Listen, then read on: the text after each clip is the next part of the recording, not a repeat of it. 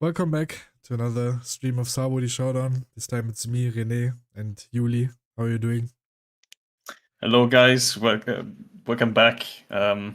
Today you have the German duo. Yeah, the German duo. I hope it's gonna go well. Yeah, I hope they're not getting cancelled. We have Mary later. Mary does commentary on the second game, so maybe it's over after the second game. With you?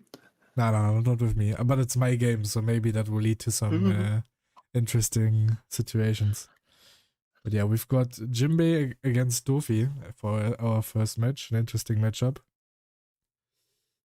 Yeah, it's again first division, right? It's Yeah. Ben versus Melody.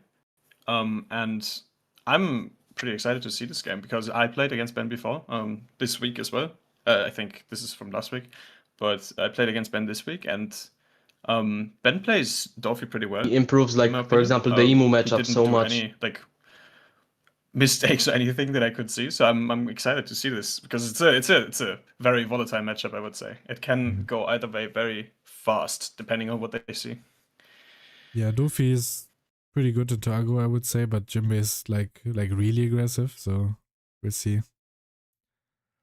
Yeah. Okay, so I refuse to play Jinbe so far because I feel like it's just Doffy but worse, like the blue Doffy. So I just feel like crippled Doffy, but maybe it's a bit different. Is it like I think I see what you mean. Obviously, it's a 7 warlord, right? It can go unblockable. It has like the power buff and everything. It's like hitting for big numbers, but it's missing it's not so fluent. Like, I don't know how to explain it, but Doffy, you bounce your stuff all around the board, right? With Jinbe, you bounce maybe one thing, right? Maybe a second thing on tender, but it doesn't really do that. So I feel Jinbe is more like straightforward than Doffy was ever. Yeah, that is true. That is true, but there's also like just too many decks to play right now. Like when I first saw Jinbe, I thought, okay, it's a cool deck, and then they announced Foxy, then Ivankov got support, then Sanji got support, then there's just too many decks to play right now. True. I have the same issue. I'm like playing every deck right now on Sim. I'm trying everything, but yeah, I'm not finding the deck to play right now. It's like there's so much. Yeah. Is it not King, the best deck?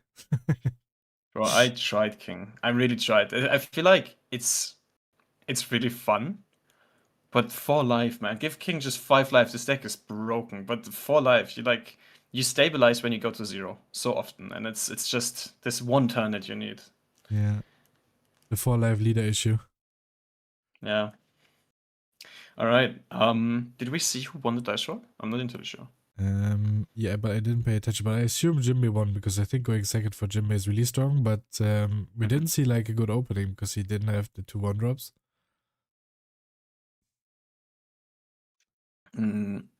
Yeah. We want to have 2 1-drops and then swing a bunch of 5Ks. Okay, but just wait. Did he take the 5K swing? Yeah, Okay, he took the 5K he took swing. the 5. I guess he was just expecting the 4 cost like Aladdin into something. But I feel like against a deck like Jinbe, especially when the attacks later on get quite big with the 8-drop and stuff, and of course the threat of pudding, I feel like every card that you can counter with one, like every attack that is a 1-card counter, you probably just should counter in the early game. Oh yeah, fully agree. Fully agree. That's what I was thinking. Like blue deck and pudding especially, you wanna like minimize your hand size with like and then there's like gonna be what, like 10k swings in the end, which is obviously you have to either redirect or counter somehow or take, right? But pudding is also, I mean, it's a good play, obviously, taking like 1 or 2 cards from your opponent, in this case too. But I don't know, you can't buff the pudding, you have to like attach on. It's really awkward in this case. Yeah, and I feel like it's still like a decent, like it's still okay for Ben because Jinbe wants to end this game as quick as possible, and Ben wants to like survive the early game pressure. So just putting on board is probably easier to deal with than like Aladdin into like the Wadatsumi, for example. True. And then we see what I said, like he has to attach on, but is in this case not too bad. Because he like Ben is on 5 cards in hand now, and yeah, there we see the board spam, which is oh no, the Along. The Arlong. Jesus. Oh my. I hate this card. I hate this card with a passion. Not just That's so because of the ugly. game, but like the pricing is so absolutely insane. Even if you want to play this deck for fun, right? You can't. You literally can't. Yeah, I mean, do you think if someone just wants to play Jinbe for locals for fun, they could just skip that card? I guess you have to. Yeah, Yeah. it's ridiculous. It's a good card though. It's a really good card, right? Remind me of the effect again. When your opponent, no, when you have 4 or more life, then when it swings, your opponent has to bottom deck a card. From their hand, they have Yeah, to bottom deck a yeah, card. Yeah, you don't even have to show the card, right? Yeah, it's just bottom decks. Yeah, which is okay, I guess. Yeah. It's still really annoying because it's a 4K stat line and you have to attach it on, so it's Yeah. always a And- card you lose anyways. Yeah, and oftentimes there are long it's 4 more life, but Jimmy oftentimes stays at quite high life total Hmm. because your opponent has to swing at your 1 costs, but now there's no 1 costs on the board, so maybe we will see that Arlong being quite useless soon. But we'll definitely get this effect off for this turn now. Yeah, but Jim, yeah, you're right. He will get his effect off here. I can't quite see how many cards Ben got, but it's like 3 or 4, right, maximum. Which is Yes, it's really good for. Yeah, it looks like 4, right? This situation, I feel like, is good for Doffy, right? Doffy is gonna take like maybe 1 or 2 hits maximum here, and then just freeze the whole board. It's a tough spot. A Tankos next turn would be very, very, very strong. But we have no Virgo Yes. on board, so Red Rock could be an answer, which is also very strong. You're right. Red Rock is an answer. But then again, there is quite a bit of pressure already on Doffy's board with 2 Monets that you don't really want to swing into, right? Yeah. But here we see the effect in action, right? He has 4 life. Jinbe has 4 life, and now Doffy even has to pitch one of his 4 very, very good cards here. Because the less cards you have, obviously, the more important they get. Okay, taking the 5. He's How quite many low cards already. does he is? How many cards does Jinbe have? Because he has to pitch them, right? In the Yeah, end? I mean, he's gonna end up at 5 probably after this turn. Yeah. I mean, he has to, otherwise it's like magical rush, right? Yeah, magical rush. But yeah, I didn't know that the what's the Fisher Tiger, is that him? Yeah, Fisher Tiger. Yeah, his effect is every round. Even Yeah. it's not just like this turn, but it's like from now on, Jinbe can only have 5 cards in hand basically, which is kind of interesting to like nerf the deck a little bit and not have him like stack cards forever. Yeah. Yeah, you could. Yeah, because you could do shenanigans like play him, then play full cost law, bounce him back to hand. Wait, you could do that. Yeah, you probably could play him and bounce him back to hand, and you probably don't have to discard. Yeah, you don't, because it's the Yeah. end of turn aura effect. Yeah, wait, okay. That's cool. That's a cool But then little we thing. removed our own 6 cost 7k. I guess, yeah. I guess, yeah. If it's really necessary, I would Yeah, say. yeah. Maybe in like a It could come situation up. where you need the counter. Yeah. It's kind of a nice. That's okay, that's what I like about these blue decks, like Jinbe or Doffy before. That they have this is what I mean by like fluent gameplay, right? They can have these like weird strategies where they like bounce their own board to get out of like certain situations. I like that. I think that's very, very cool. Yeah, I like Doffy a lot. Maybe I should try some Jinbe. Yeah. It's also, aside I from enjoyed the Arlong, a pretty cheap deck. Mm-hmm. For sure. I enjoyed it a lot. I just hate that it like completely dies in certain matchups, which is pretty annoying. Yeah. I don't know the matchup spread of Jinbe, but it feels tough in like certain matchups. For example, Emu can be really good. It can be also like terrible. Yeah, I think if you go first to the emo with this deck, then you're not doing so well. Yeah. You have to find a good putting angle, and then Emo has to like break or something. It's not good. It doesn't feel great. Yeah. Okay, let's see. He has to get rid of some cards this turn, right? He's on Tendon, but Ben has lots of pressure on his board right now, and Jinbe doesn't really. Yeah. Hot on open, crazy. Oh, he goes up to Okay. that's a 7k event, right? Yeah, bullet string. Mm-hmm. Yeah. So he goes to 7k leader, and this swing he gets another plus 2k, so he counters of this fully. Get rid of the searcher, which is obviously a given. We want to get rid of this. And there we see the big boy, Jinbe. I love that card. Yeah, it's I so really love nice. that card.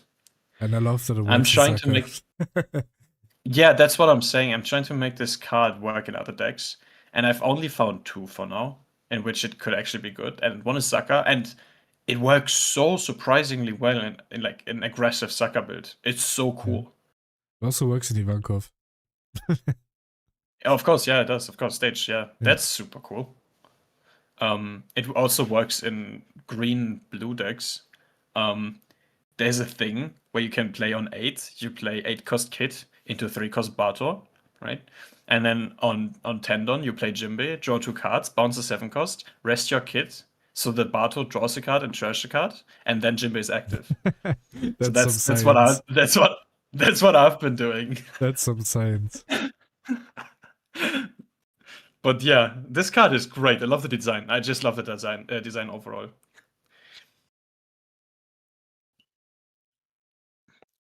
Who do you think is in the lead right now? I like Melody Spot, to be honest. We still don't have Virgo on the board. And we like the board doesn't look that threatening. And the Melody slowly establishing board. Like the 10 cost Doffy is not as useful if there's like one or two Jimbes on the board. Especially next turn if it comes with Rush again. So I don't hate this spot for Melody. I feel like it's a big deal that there's no Virgo on board. I feel like Virgo is the matchup breaker, right? Yeah. Virgo is the card that makes this matchup work for Doffy. Otherwise, like Doffy, Jinbe can do what he wants, basically. Bounce all around the board. Does Melody play any spice cards in this list, or is it like a pretty normal list? I don't have the list open. It looks pretty normal, I would say. It has 4 law for Jozu, has 3 red rock, 3 pudding. He plays 3 cost Hina, but aside from that, everything looks pretty normal. Okay. I'm surprised to see only 2 Fima in this list.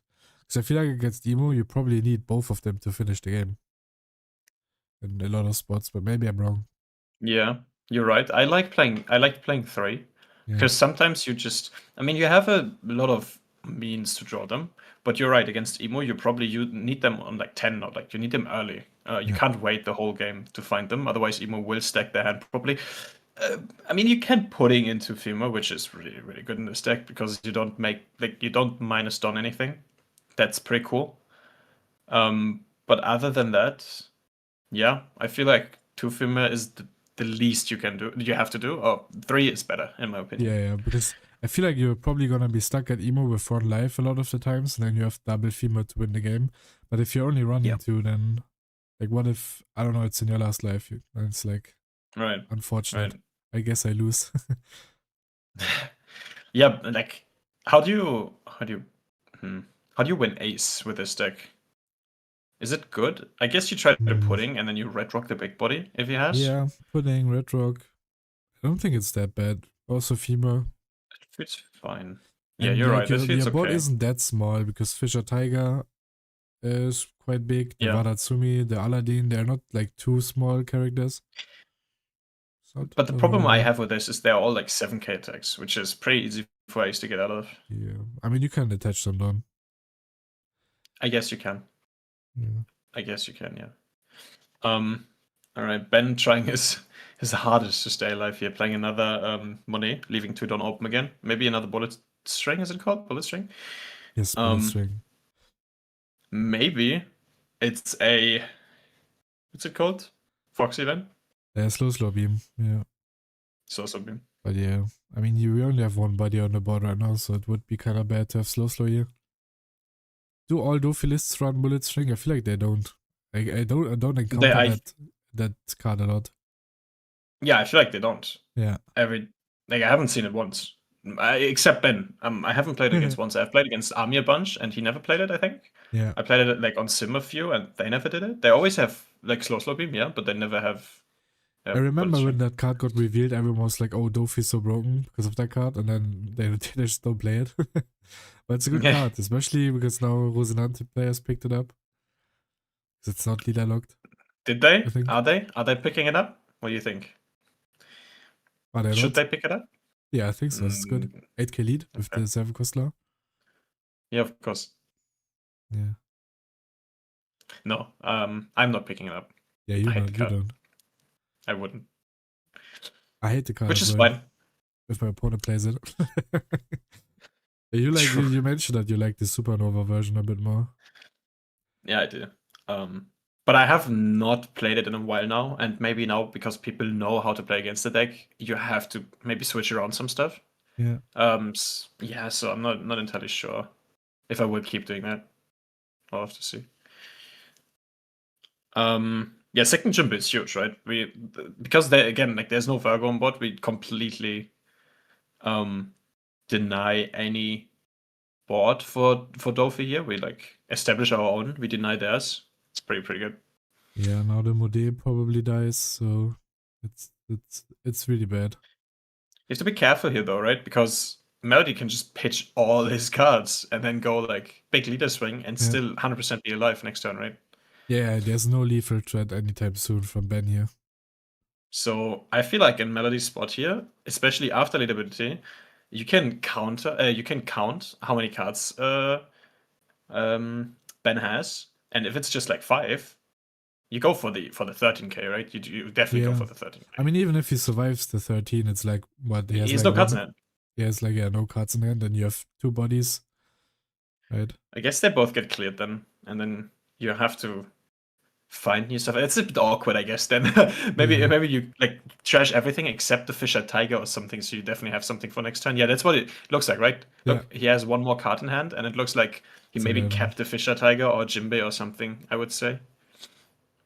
Yeah, I like that. I like that play for sure. Maybe it's a 2k.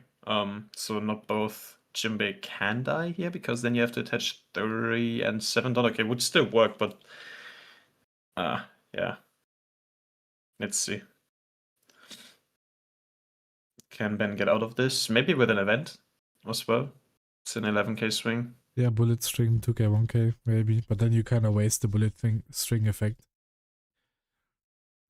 I guess you kind of do, but you don't have to pitch your whole hand, Yeah. which is fine in this case. Feels like he definitely can counter, because otherwise he probably just would have given up. He's just thinking about what cards to pitch. Yeah. But even if yeah, but the thing is, like one baby 5 and he's back in the game. I feel like this Yeah. card is so broken. This baby 5 card is so broken. Just play like a baby 5 and a Monet or something, or a Virgo and a baby 5, and then you're like kind of back. It's weird. It's really weird. I mean, now only, like Melody only has 1 card now, but if he has 4 cost law, for example, then he could play 4 cost law to bounce the baby 5, which would help him, but because you would also not Yeah. lose any don for it, right? Because you can just pitch cards, but yeah, with 1 card in hand, that's Yeah. not possible. I guess that's why we would need the Virgo if we wanted to be actually 100% safe.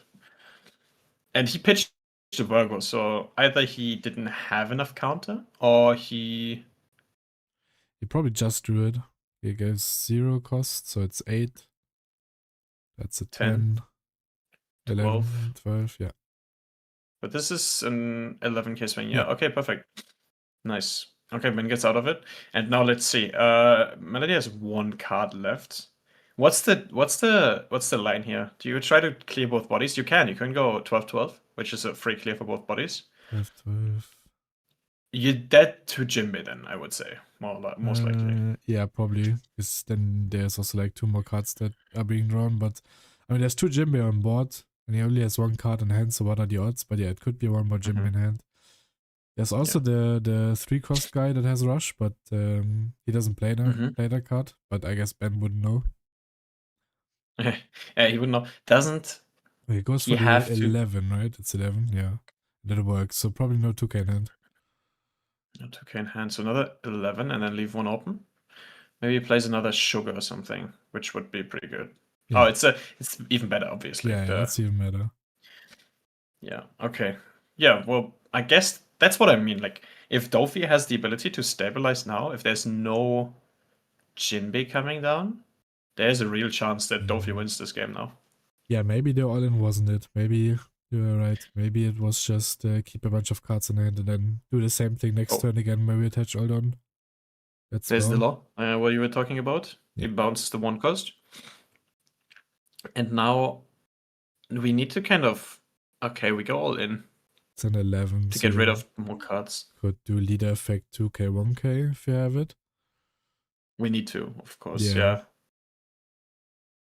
If we don't have a 2k, maybe you have 3 1ks. We have to throw all of them. Yeah, you But just. then it's gonna be awkward again. Oh no, okay, just lets it go. But now it's weird because it's still just nobody's on board for Melody, and we could just play the Dellinger out again. And then the law comes back though. Yeah, it's the same thing. Dellinger. What we have so we now. need 2 bodies. Ah. There's the Virgo. That's what I was talking about, yeah. Now the Virgo on board gives us... Yeah, it gives us a lot of We probably room still to play die with. to Jinbe, but okay, Jinbe. No, the Monecan cycle, right? So we... Yeah, it would draw him 1 more card, but then he's at 3 cards, so it's... Can he swing 10? He draws cards. I don't know how many cards he has right now, but he probably could get high enough to win. His first swing only needs to be like 9.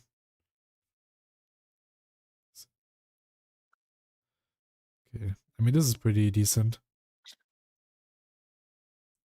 Yeah, building board, getting a bunch of cards in hand, really, really nice, yeah.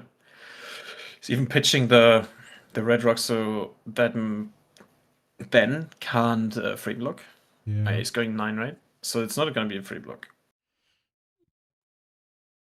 Yeah, and we have to let it die, so still no lethal threat anytime soon because Melody has 2 life. If he had like 2k, 2k, maybe we could have pitched that and tried to go for a game, but also Watch him seems play unlikely. 7 cost Kaido. Does he only rush for Animal Kingdom Pirates?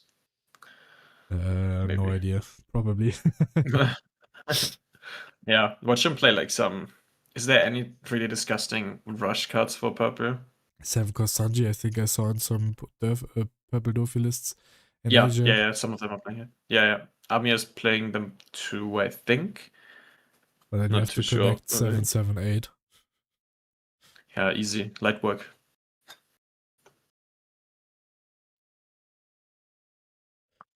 Let's see if he can weasel his way out of this situation. Yeah, I'm Baby 5 going now on would this be like really okay. strong. Yes, yeah. Now Baby 5 is actually win condition, and you can like Yeah. swing live twice, big, and then play Baby 5, and you're just super safe, right? Like can't get removed. Ah, wait. Does Virgo once per turn? Probably. You could just do double law, right? It's super Double good. law, yeah, because you don't lose Don technically. I mean, you do because you don't have lose that many cards cards. technically. Yeah. He did counter out of the 7. I guess he was, but he gave 2k, 2k, so I feel like we could have just taken maybe. Oh no, that's not 2k, 2k. That's an Alo. 10 or something, right? That's an Alo. We have 2 lives still, so. Ah.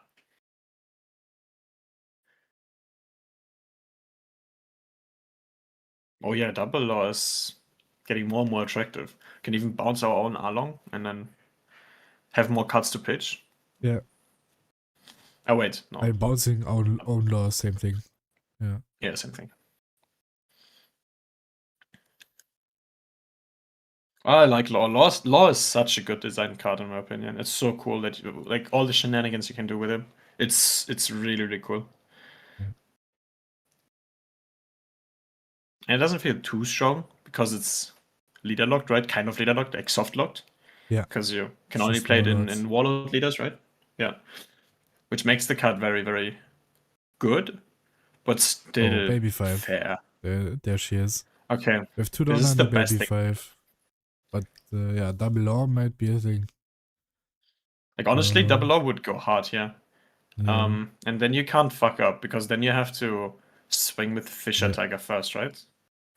Let's hope he remembers this. Yeah. I mean, just attach Aldon. No, not Not Aldon. all, right? Not Aldon. Oh, you A could. You bunch could of actually them. do that to Yeah, get rid of you could do Virgo. Aldon, yeah, but I think you probably shouldn't. I mean, there's no lethal then. Yeah. You try to go for like the mathematically highest number. That makes sense, yeah. He Two more down, you goes. go 9. He pitched You two could go cards, another right? Yeah. 9. You could go 11, 11, right? Yeah. Yeah. Which makes the most sense here for sure. Even, yeah, he has to like throw his hand, loses his body as well. So there is no lethal threat, and he has like Ben leaves with no cards in hand, basically. Yeah. Yep, I really like this is really good. And if necessary, he could even like go twice again. If he counters out of this, right? He could even go with like Yeah. 7-7 or something If you again. count us here, you could split on Jinbe. Yeah, which is cool. Really, Unless really good. there's a slow. Okay, he doesn't, so just 11. I think. Yeah, just 11. Okay. But now there's no risk for Doffy, right? Even if he Yeah, even can if count out of this. even if you can counter Yeah, like I mean 7 cost Sanji, I guess. I guess, 7 yeah. cost Sanji would probably win in the game, yeah. He kept one card in hand though. Is it 1k, 1k, 1k, Yeah. 2k, so it's 7, 8, 9, 10. Okay. Yeah. Oh, GG. Melody takes first game. This looks the pudding was very detrimental in this matchup, but this looked pretty good for Doffy. For Jinbe. Not gonna Yeah, lie. pretty good showing. But we also didn't see Virgo in the early game and stuff. Had to play out the Monets, no Rosinante to cycle. And then we lost our board a lot of the time, so You're right. Mhm. not the ideal game. You are very much right.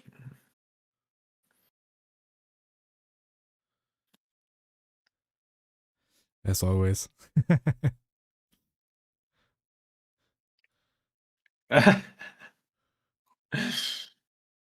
Yeah, I didn't learn I didn't learn how to count in English yet, so I'll have like problems with it.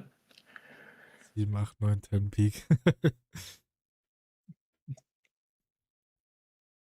I only studied English for 6 semesters, so Yeah, you needed the 7th. I'm not Numbers were 7th semester. yeah, see? The first 6 were I don't just have to know them insults. yet. I have a lot of them. All right, let's hope we get a better start for Doffy at this point. Okay, search is good, but I feel like searching in this matchup usually feels really good, but in this case, I just get puddinged. it doesn't matter too much because exactly you either get pudding and there's so many like small bodies on board that you just get rid of the searches for free. Okay, and we see the 10 drop for the first time, I feel like. Yeah, we haven't seen one last game, right? Yeah, no. Not searched or played. Okay, we take the first life again. Oh, it's an AK swing. Of course, we take the first life. Yeah. Is there ever? No, there's no argument for using lead ability first turn, right? No, never. I mean, I guess unless it's Dellinger, but yeah, the sugar died first, anyways. Yeah. So we see sugar, ramp 1. Can he use the effect of sugar already, or does your opponent have to be at 6 life? It's interesting. I think he went live, right? He did go live, yeah. Why don't we go into the little guy? Because I feel like now we could play the law bonds the sugar again, right? Oh, that's putting again. Jesus. Yeah, I think you're right, though. I think definitely you're right. Law here would be really good, but on the other hand, you don't really want to use the sugar this turn because I feel like I think her effect is only active if your opponent's at 6 down, right? Yeah, it is. But like bouncing it back to hand with the law here would still like he's probably not gonna play it out next turn anyway, so right? So then it's just gone. Yeah. So yeah. Okay. Let's see what the pudding Oh, did takes. Takes a 6. Why didn't he redirect it into? Yeah, of course. Literally what I just said. Yeah. Like I said, my brain is a little bit fried. It's late. Too many CS games. Too many CS game. But I'm back level 10 and face it, so all good here. No idea what that means, but I'm proud of you. It's pretty good. No, it's like Yeah. it's decent. It's fine. It's not crazy, but it's good. But we putting him back into Virgo at least. That's a pretty decent hand after putting. Wait, this hand is perfect, right? Yeah, it's basically exactly what you wanted. Yeah. Yeah. Plays Virgo Dellinger. He can search next turn, not lose Don, and on top he has the bot protection, which is Yeah. obviously we So talked about it. Really good. Yeah, so the sugar can't be bounced anymore, which is good because you might not even have something to play of sugar here, but you don't even need to because you can just redirect it later. Because now we have the Danger on board. And yeah, Okay. Well, maybe we got a game on our hands here.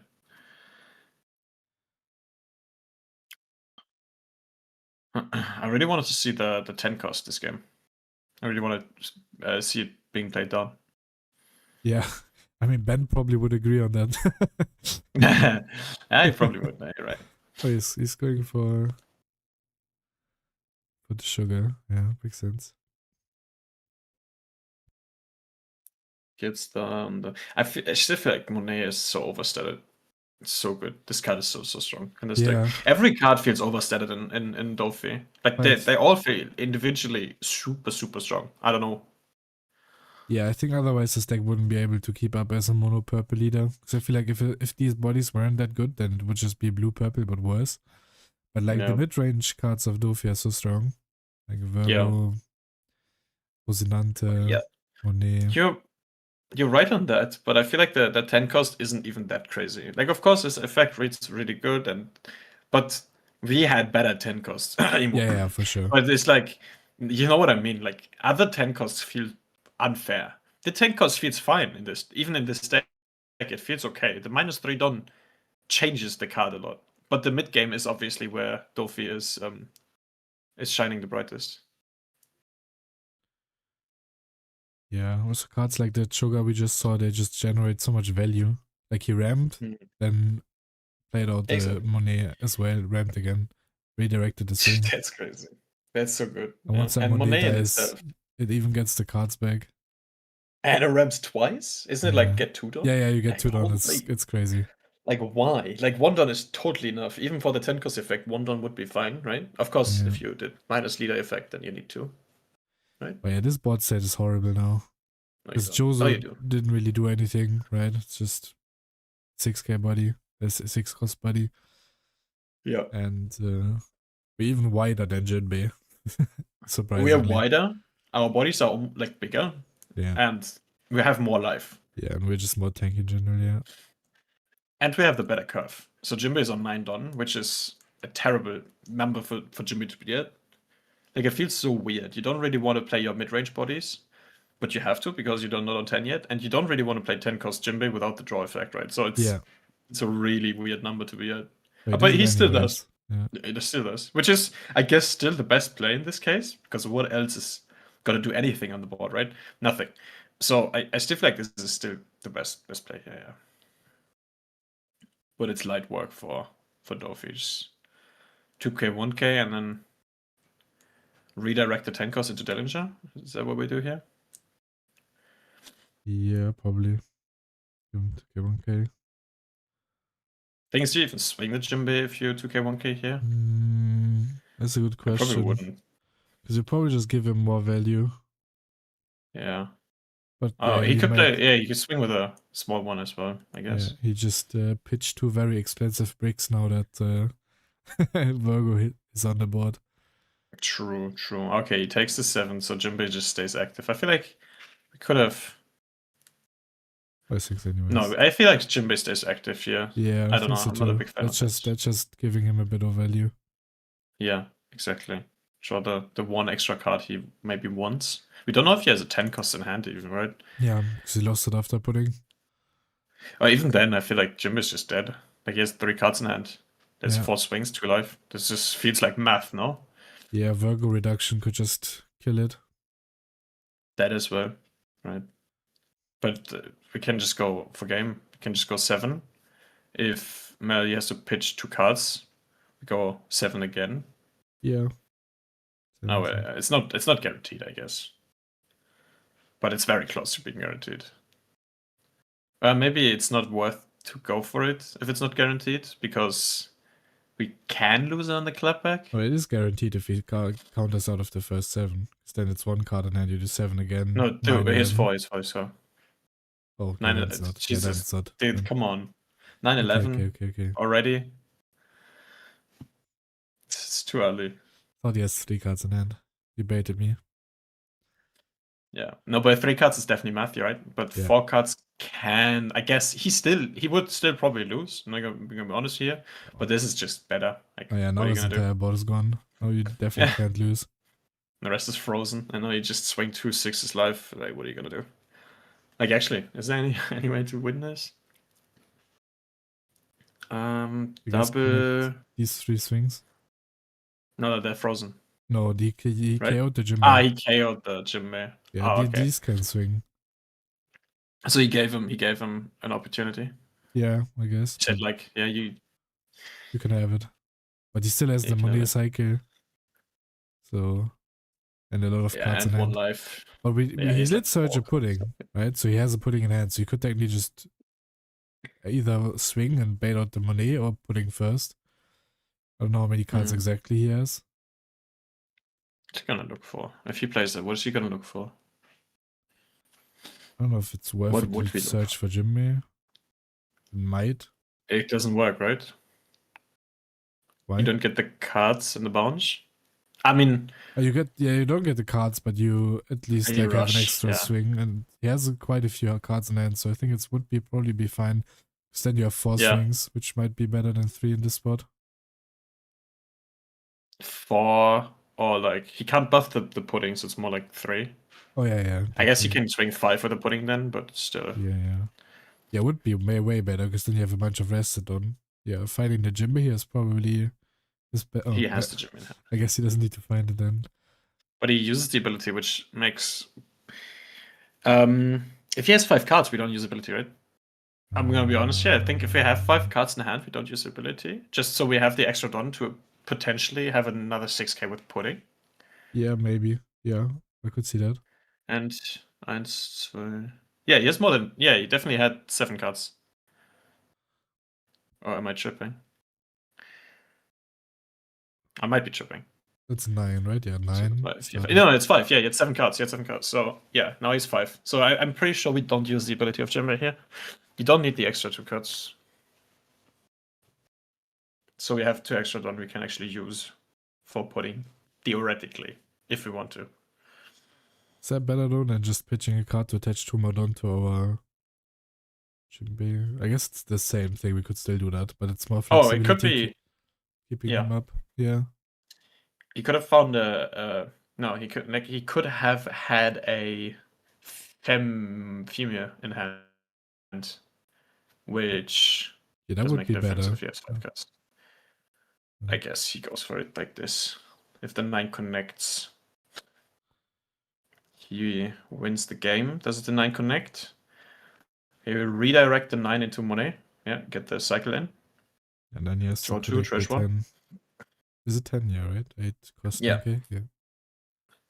He has no don left. And then ramp 2. Because why not? Ridiculous. Yeah, I mean, surely he has it, right? He has like 6 or 7 cards in hand. I said it. 1. It's just counting with 1 case. Okay, but he got it. Yeah, he got all 6 1Ks.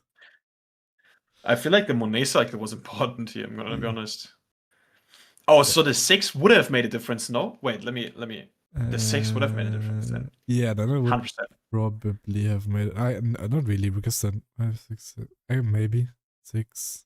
Yeah, we would have to 9, fully recalculate, I guess. But because one of the 9s wouldn't be a 9, then that would be a 7, and then he took the 9, so it would be 6.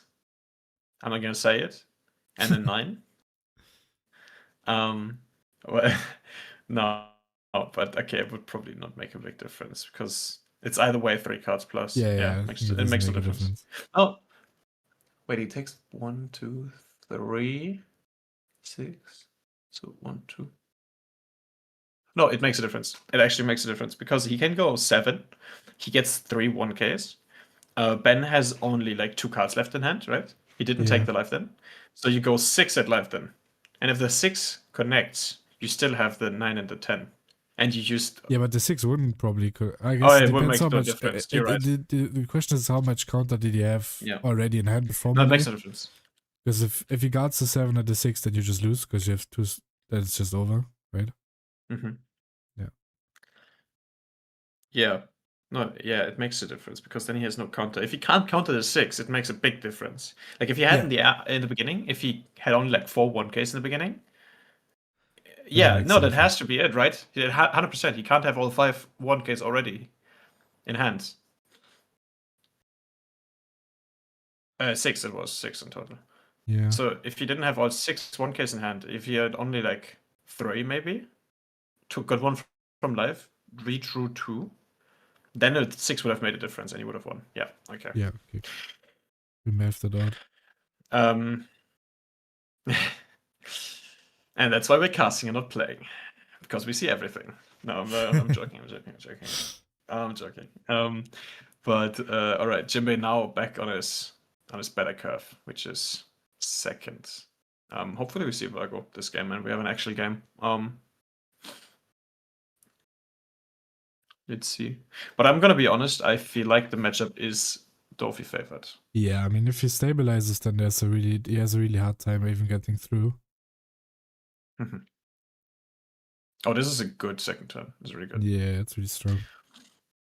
I hope we swing the 1-drop here, because otherwise swinging with the leader was kind of troll. Yeah, you're right. But I don't see a reason why we wouldn't swing with the 1-drop, right? Yep. Yeah. Yeah.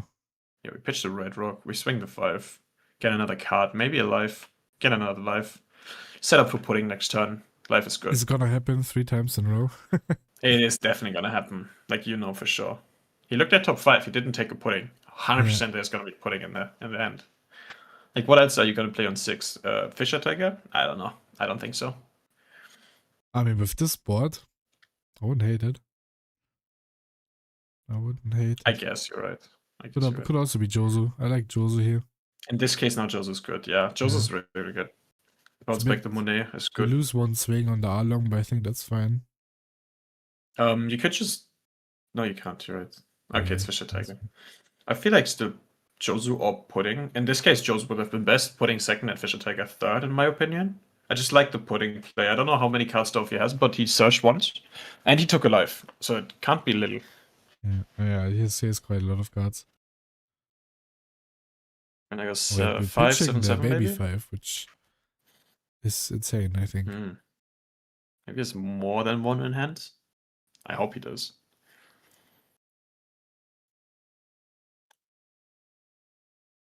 Okay, and then we see another 7-7. Go back to 5 cards in hand. Good, good.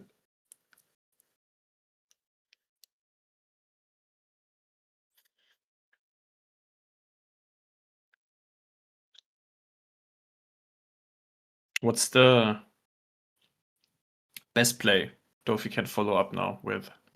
Is it just Virgo? I mean, he's on 8, right? Is he on 8? Yeah, but he's on 8. So it's 8 dropped into Virgo, I would assume. Yeah. I agree. I feel like that is the best play. And then, yeah, he gets rid of this. He goes, do you swing live? I feel like you swing live. Oh, it's not Virgo. Okay, we are back at game 1. Yeah, it's basically Without game pudding. 1. Without pudding, yeah. We do lose our board here. Maybe it gives him 2k1k, I guess, yeah. It's probably worth it. Oh, we did Depends on what he have has the in pudding. hand. Yeah. We did have the pudding. I guess we could have drawn the Fisher Tiger. Maybe we didn't have it. Yeah, of course. I think he might have drawn it off Fisher Tiger because I feel like pudding would have been better just to deny your opponent your next turn, you know? Yeah. But do you remember what he searched off the 1 cost in the beginning?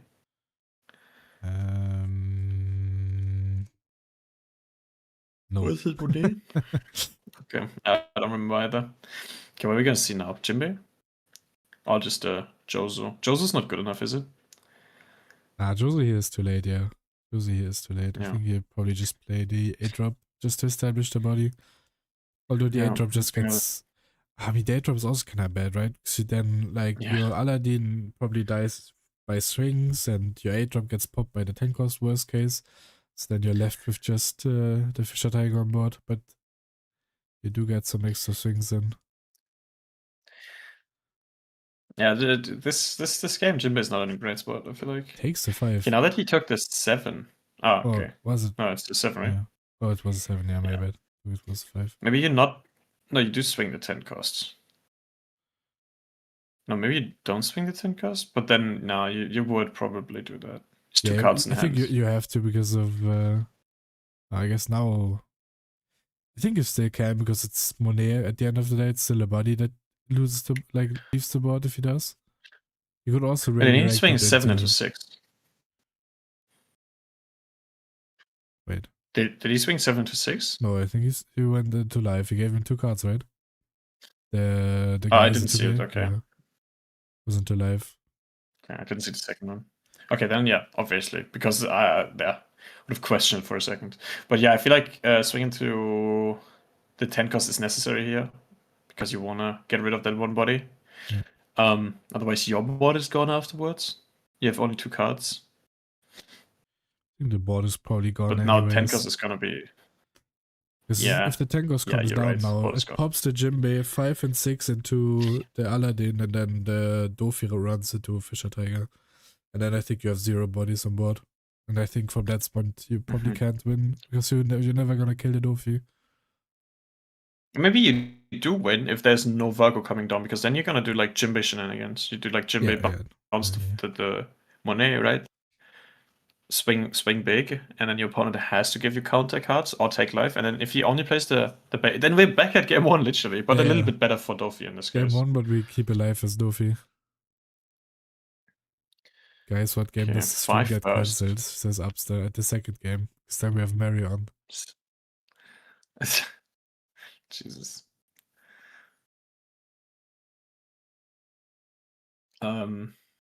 Yeah. What's the second game again? Which matchup are we gonna see after this? Sanji against Mihawk, me against Brother.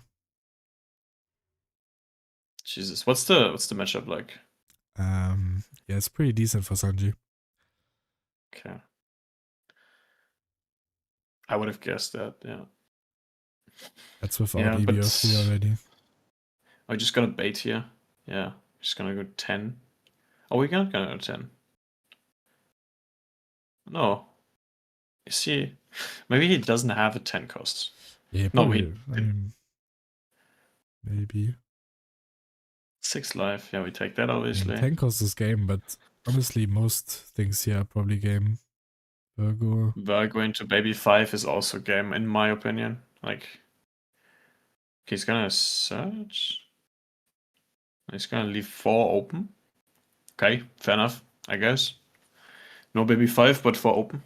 Maybe 2 Yeah. bullet strings. Or bullet, whatever. It's like an overkill, but maybe he needed this, and maybe he just played the sugar because he wanted to keep his bodies on board, so he doesn't Yeah, end up like game 100%. 1 where he never has a lethal threat, right?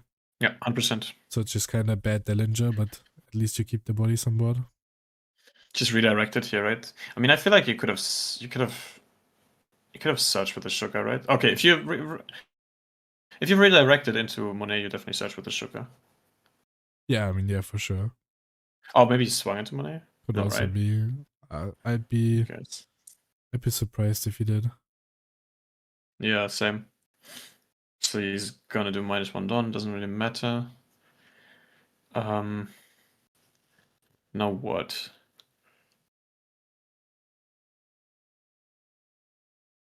Like a 9-10, something like that. Maybe 9-10 angler. I pitch the female. Makes sense. Yeah, female is not really necessary in this Yeah. matchup, right? Okay. Oh yeah, of course you have to pitch a card for Jimmy to get active. So this is a 10 first. Can Doffy get out of this? And he seems a bit distressed, I'm not gonna lie. I feel like he's in a spot where he shouldn't feel this distressed. But maybe he's just faking it. Maybe he's like a good actor. Like, thinking about good acting, I always think back at the Italian guy at the first nationals that read the purple Luffy card and was like, Yeah, wait, yeah. what? Red the purple Luffy leader in like top 8 feature match. Bro, that's my idol right there. I did the same thing in the one No Heroes tournament uh Mülheim? in the marriage hall. Yeah, Mülheim. Yeah, the Kagura leader, I right? did the same thing. I was playing Kagara Yeah. versus the purple Luffy and like 6-1 or something, and I like, can I read your leader? I don't know. I'm not playing that game yet. I haven't played the game when it was out. And I'm like, and I was like, oh wait, giant draws you 2 cards, but you go -2. Okay, can't be that good. He actually got fooled. It was so funny. Oh, that's crazy. Okay. Let's see if Ben can fool Melody here. Wait, what's his actual name? Do we know his actual name? I don't know, we could just call him Polska Gurom or whatever. However you say that. That's his Fair main enough, yeah. sentence. I don't know. Maybe he was born Melody. Maybe that's a real name. Maybe it's a real name, yeah. I haven't ever heard of this name, but maybe it is. I don't know. Okay, takes the 9. He counted off the 10, I guess. Yeah. And then let's see. We're not gonna really go for game, but I feel like now Jinbe is in a better position. I mean, Baby 5's still good, really good still here. But double law is a thing still. Yeah. Okay, no 10 cost. We're searching first. Yeah, Baby 5 and maybe Don Open is good here. And you could probably remove one of the Jinbes. Maybe. Yeah, Virgo swing, Doffy swing, kills one. Probably. Yeah. Mateos. Okay. It's a cool name. I like that. I would call my children Mateos. Would you like girls or boys if you had kids? Either. was a hype. Fuck. Was it called a? It's not locked. Was Not a a mind question. experiment. I'm not gonna have any kids. I'm pretty sure. But Chip that send it to his girlfriend. but yeah, if I think boys would be very fun. Could play CS with them. I could play CS with them, and hell yeah, I would, 100%. Yeah.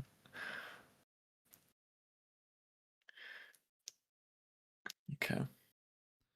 You could do like a Is there 10k any? with Virgo at a Jinbe, reduce it, force 2 cards, and then like a 10k again, play Baby 5, try to survive.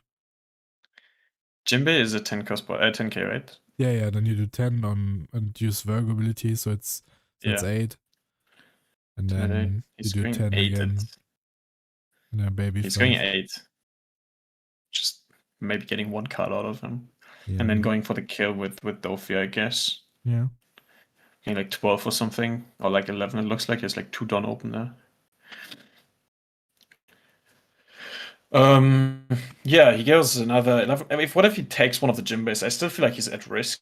Oh, we give him law. Okay, so he gets no the law, more, which is no more Baby interesting. 5 shenanigans. Unless we have another law, of course. You said, yeah, exactly. Okay, he does 12. Okay, so he gets rid of one of the Jinbes for sure, and then it looks like he's gonna play maybe Baby 5, gets the Dawn back active, and then has 2 open, something like that. Divine Departure, so we it's kill the 6 other one. rested, and it's minus 8k, and he goes it's 5 minus into 8, it. so Oh, it's that's a 2k. And now I we like have it. 0 I like bodies it. I on hope he has board. enough counter. I mean, yeah, you can redirect one, but might be 8 cost Jinbe. No, nice searching first. Of course, he doesn't have to draw. I don't know what I like, if I like the Divine Departure or not. I'm not entirely sure. I'm not a big fan of the card. Feels weird. It can be clutch, and it's really good in like Doffy's playstyle, right? Because he wants to turtle up and then win long term, just by outvaluing, I think. So I think it's good. I mean, at this spot it was insane. At this spot it was great. Especially if you have that searcher on board, right? Like, you can't remove the searcher and remove board and go for the kill, because then you can just like get so much value with this searcher. I which don't is like the very, 8 and 12 though. I probably would have just went 10 first, and if he lets it die, we at least get one more swing into life, getting closer to lethal. So now we're like, probably like if you start at 10 with Virgo into the Jinbe, it might just die. 10 onto 8. Yeah, Then you can you're right. either force out one more card by swinging into the Jinbe again, but you probably just do Divine Departure, then kill the other Jinbe and swing face. So we might have lethal next turn. Because now this game, like, Bender needs at least 2 turns to even go for a game. You're right, 100%. He doesn't have he doesn't have any lethal threat, and I feel like Melody is doing exactly what he needs to do. He's like putting out bodies, so he Yeah. has some chance of going for lethal next turn. Especially these bodies, which gave him back cards and gave him back some value. Yeah. I'm just gonna swing a 5. This is just gonna be a lead ability, right? Yeah, I think he's on 9 done, so yeah, it would just be 3 lead ability. Yeah, free lead ability, and then yeah, there's nothing that can happen. There's a 3 cost, I guess. Isn't that like this rush 3 cost you talked about? Yeah, I mean, he doesn't play it, but Ben doesn't know it. What does he do? Actually, it's like a 3 cost 4K. Yeah, instead, I'm Yeah. not sure on this deadline, but yeah, I think it gets a rush the same way Jinbe does when you trash a card. We saw Yeah, him makes pick up sense. Jinbe, and now he has 3 bodies on board, plus if he plays Jinbe next turn, then like Ben needs to get out of a lot of swings here, which is why I would have liked the 10 approach first, because if if Melody was on 2 life here, we could have at least tried to go for game. I mean, it's probably still unlikely to work, but I mean, surviving next turn could be difficult. I agree. I mean, he goes for game with pudding, with sugar here.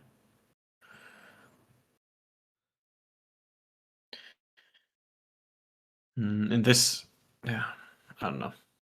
We could play 10 cost, which would be Yeah, 10 cost freezes really the good. entire board, and then we only And need then you can swing. Yeah, then we would still need to be able to survive the 8 cost Jinbe, but that is a lot easier than Not surviving unlikely. this entire board, yeah.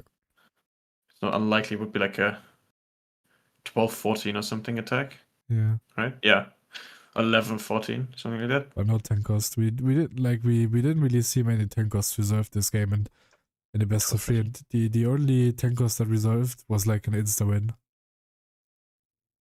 Yeah. Yeah. So yeah, we need 1 10 cost. I feel like this is the key to the matchup. Okay, putting baby 5 is a good start. It's a really good start. Putting down a baby 5 here is basically already. And we pitched it No, out we have earlier, double so again. I mean, maybe Yeah, we yeah, don't yeah. have more laws, but I I forgot. think we Law do. is so good. I love that card. Can't stress it enough. But we can play Jinbe and Law, but in this case, I guess we don't need to, because we already have a board established, so no Jinbe needed. So we just play double Law, then we still have 8 rested on to use for lead ability. Yeah, exactly. We basically have 4 or 5 cards, right? Yeah. So it's enough. So double Law, and then we go 7, 8, 9 or something. No, 7, 9, 10, something like that. Yeah. Yeah. So it's pretty likely to work. Depends on if Doffy leaves Dawn open. Could be obviously kind of another what's it called, the bullet thread, right? Which is super good here. That would be insane. Could also be another Foxy event. Or both. Both would be a bit annoying. Yeah. Both would be GG in this case. Dellinger. I don't like the Dellinger. I don't like him. I guess Dellinger's here to kind of counteract the double. The double Law. Double Law, yeah, because then you bounce baby 5, bounce it again, and you still have the Dellinger. But yeah, we did lose a 1k from hand, and if we wanted to resolve the baby 5. And maybe he calculated it. Maybe he knows he can get out of the 9 or 10 or anyways, so it doesn't matter. And Dellinger, like, yeah, you're right. It's never a bad card because I guess he can get a 2k out of it. Yeah, and this is probably worst case, right? Like he instantly goes +2. Yeah, I feel like this is pretty much over. I'm not gonna lie. Yeah, because we still have lead ability. We only have 2 swings, and these swings are not that big anymore. Yeah, but it seems like he just plays for another turn. which Yeah, that's what it looks is not like. impossible. Yeah, he still has a couple of cards in hand. He draws off Yeah, it's like Jinbe. 5. Yeah, 5 cards in hand Yeah. again, which is fine. You can go like 5-10 or something. Poke with a 5 again. Okay, Ben just forgot to pay his electricity bill, so it just goes off the I mean, 5 lights. is Which risky is in case of double Fox event. If you do 5 now, you like you kind you of hate start your with a life. 10. Yeah. I guess you start with a 10. And if you have law on hand, you might just not swing. Because if you swing now, it probably lead into baby 5. Mm-hmm. And then you just keep this But board, play law next turn. yeah, but you're not gonna keep your bot. I mean, you'll probably keep the Jinbe. He But bounces his own body, which is yeah. fine, obviously. He needs to pitch a body though. Yeah, that's why he did it probably. He has like 6 cards now. Wait, he gave him a different card. I guess you might still want to search next turn. Yeah. In this case, maybe it's better to bounce the Jinbe, the Arlong, because maybe he doesn't have enough counter. But I guess he's very comfortable. Otherwise, he wouldn't have done it. Yeah.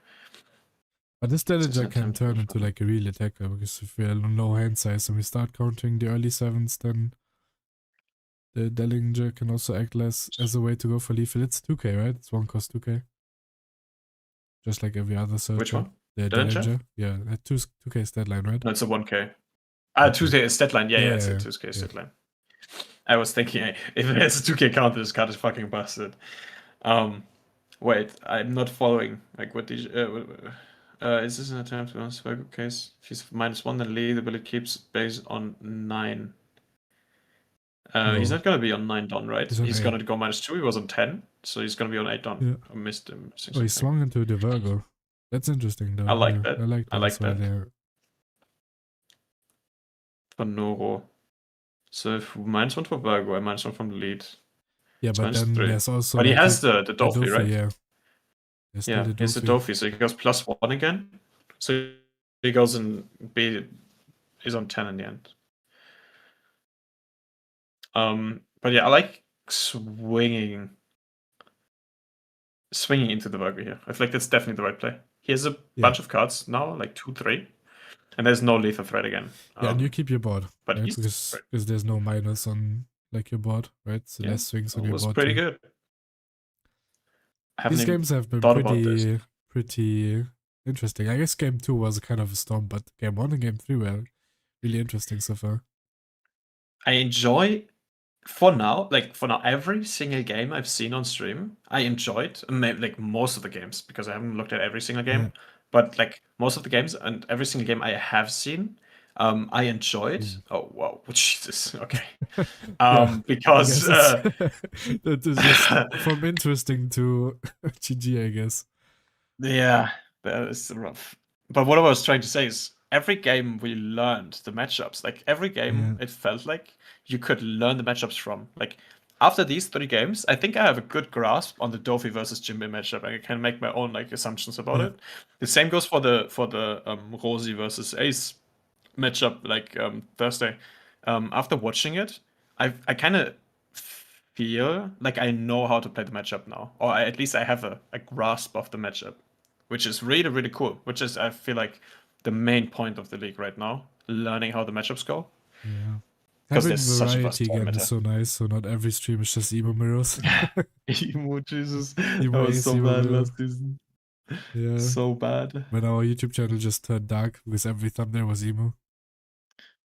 Yeah. Damn. That was rough.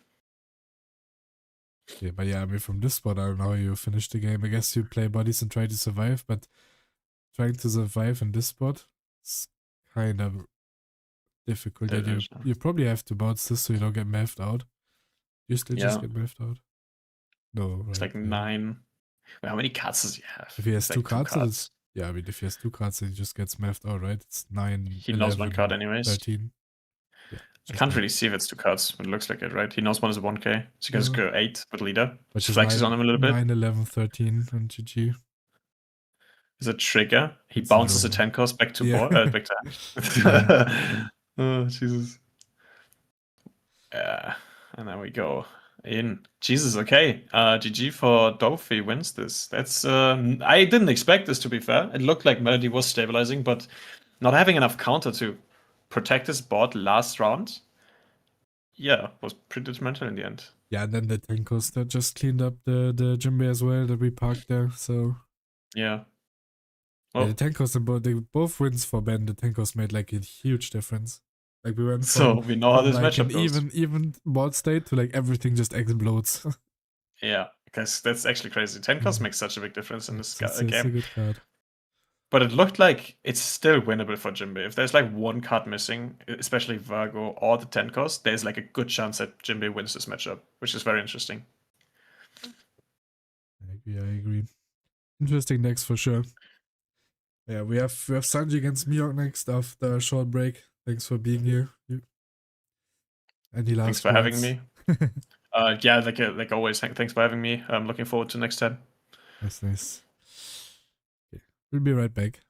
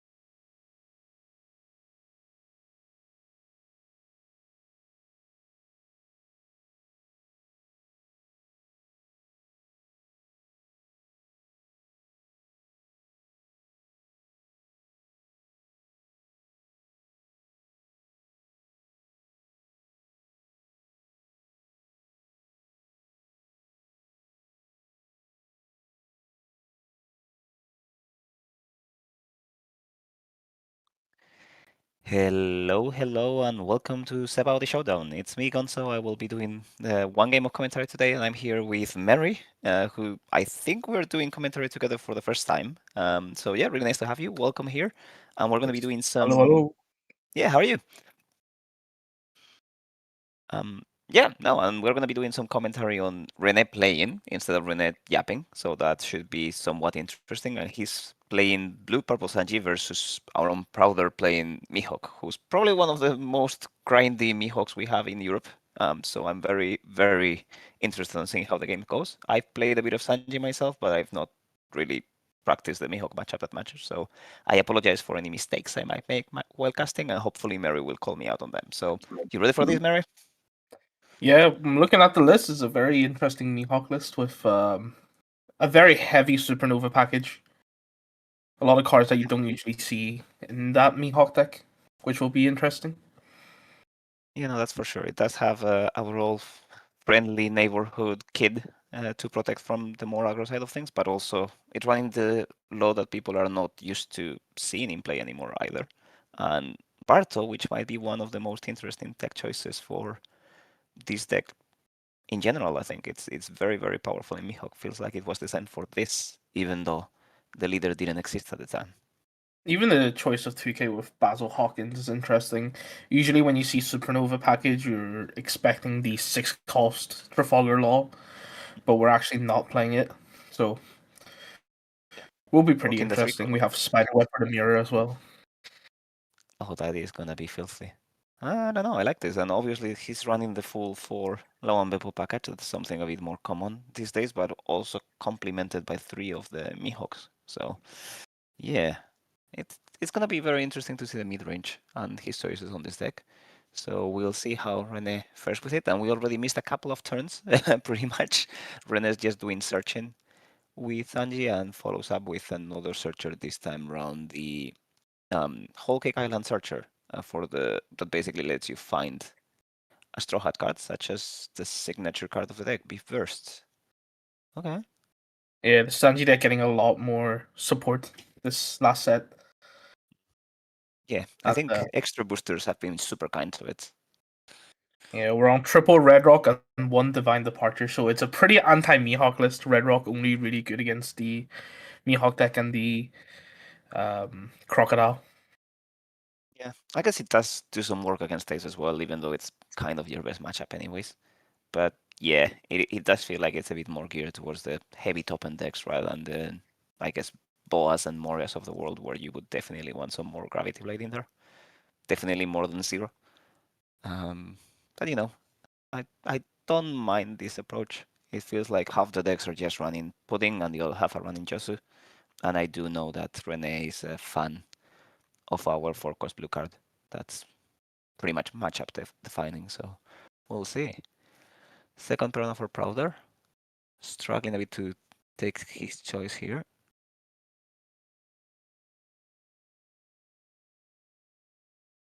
And we go for Searcher. Okay. Supernova package going for it. I do feel like the first couple of turns for these decks are gonna feel very one-sided from each one of the players just doing their own thing. Both decks have like an insane amount of searchers in them, so like the early game is pretty much all gonna be about setup. Yeah, Sanji is definitely one of the most consistent decks out there. Not sure how good some of the cards are going to be against Mihawk. Cards like Culverine, like Booth Burst doesn't get to bottom deck anything. Yeah. Since Mihawk doesn't play a lot of cards with 4 less. Yeah. I mean, weirdly enough, it might shine a bit here if Prouder does play out the Bartos for value, because it's an easy card to get value out of by removing. It's always decent to remove one of the searchers if you can, to avoid like freedom shenanigans. But yeah, it's definitely not what you want Culverin for normally on this. It does feel like a bit of a waste of a card. But you can always use them for other purposes. You can always get rid of them with the giants a bit late game if you have to, or just move on with your life, I suppose, and pick something else. Developing Reiju.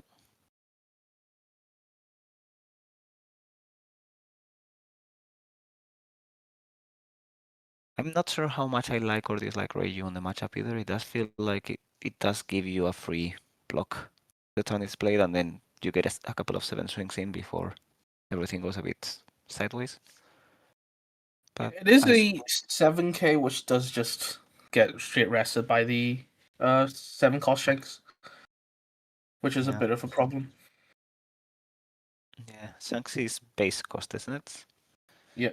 Yeah. Shanks rests is 7k power or less. Oh, it's power based, yeah, not cost based. Ooh, yep. Yeah, that's just get immediately locked. Freezing the Dawn. This Bonnie is really good in some matchups, but into Sanji resting the Dawn like doesn't really matter. No, it's not where you want to be. In fact, it's just a bit tricky, right? Because Mihawk does want to be able to reuse the Dawn for attack, so he couldn't even punish the free block with the Bonnie, which might have given a lot more value. I mean, I kind of would have liked just swing the 5k with the Mihawk. If you take the free block, you can freeze the Reiju and then swing the other 5 with the other Perona. Yeah, and I guess worst case scenario is not bad to have 3 Dawn up. You always get to deviate a bit from aggression if you get swung like 7/7. I feel like counter one. This deck really doesn't care whether you swing a 5 or a 9, or sorry, a 5 or an 8 at them. There's not a lot of counter cards outside of events. Yeah, that is very, very true. When you're swinging at Sanji, it's almost best to just go wide because there's barely any 1k counters they want to use as counter. And I think the standard right now is to run 7 2ks, which is not a lot at all. Pudding does help with that a bit, though. I found it to be a very, very important role player, but not specifically on this matchup. It's very unlikely that it will actually keep alive. Yeah, the 2-cost Pudding is just such a great card for the deck. You never just die to a bunch of 5k swings anymore, hopefully. Fingers crossed. But yeah. Okay, we are just on the 6th event now for Rene. I'm gonna get some hand size with beef.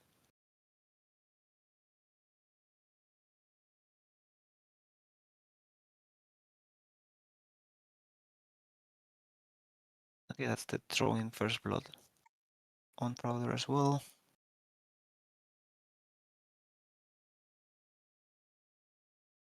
And there's Pudding to give us a bit of protection against these smaller swings with 1 done for Conqueror if we need to.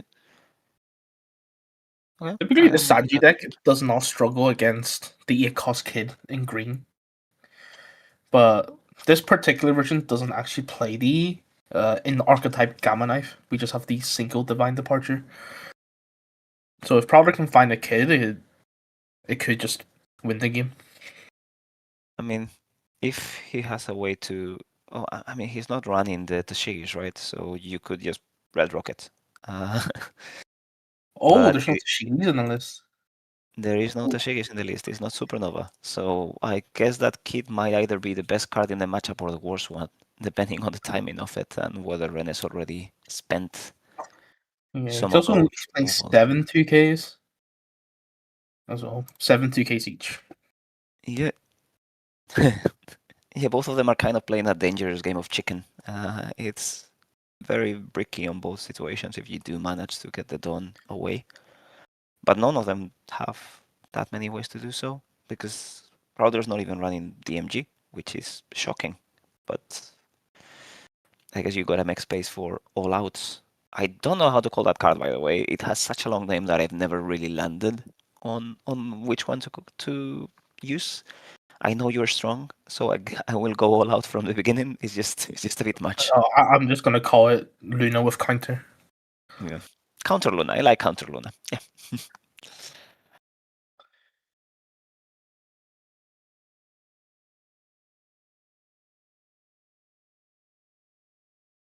I was wondering which card was that. That's the PRB Altart for the 5-cost law. Locker Law. Mm-hmm. Interesting inclusion. Yeah, it does feel like that's pretty much just for value, right? Like the only thing you can really do with this is bounce a searcher, play a searcher, except for the case of Barto. You can play the Barto, yeah. Yeah. Just a blocker. And gives you some value too, right? Because you will get to keep filtering, which you might need given, you are a bit short on. It does actually make the deck a lot more consistent, which is I think the biggest struggle with Mihawk. The Nova package trades off a lot of the power for the deck into the consistency. Yep. Yeah, and Barto is the best way to find those non-searchable parts of the package, right? Like, because in the end you only have the 4 Peronas to search for slash, and most of your top end is kind of slash based. Obviously, Low and Beppo are amazing, but you do kind of need either Shanks or Mihawk in some matchups. So, yeah, no, I like it. Well, the Shanks and Mihawk are also slash. Yeah, that's what I mean. But you only get them with Perona, right? So like, Yeah. most of your searchers are not gonna be able to find them, and both Law and Barto help fix that problem by either bouncing and replaying the Perona or just letting you filter through. So yeah, I do like deck building wise what that means. Okay, more teardrop in from Rene's side into more card draw.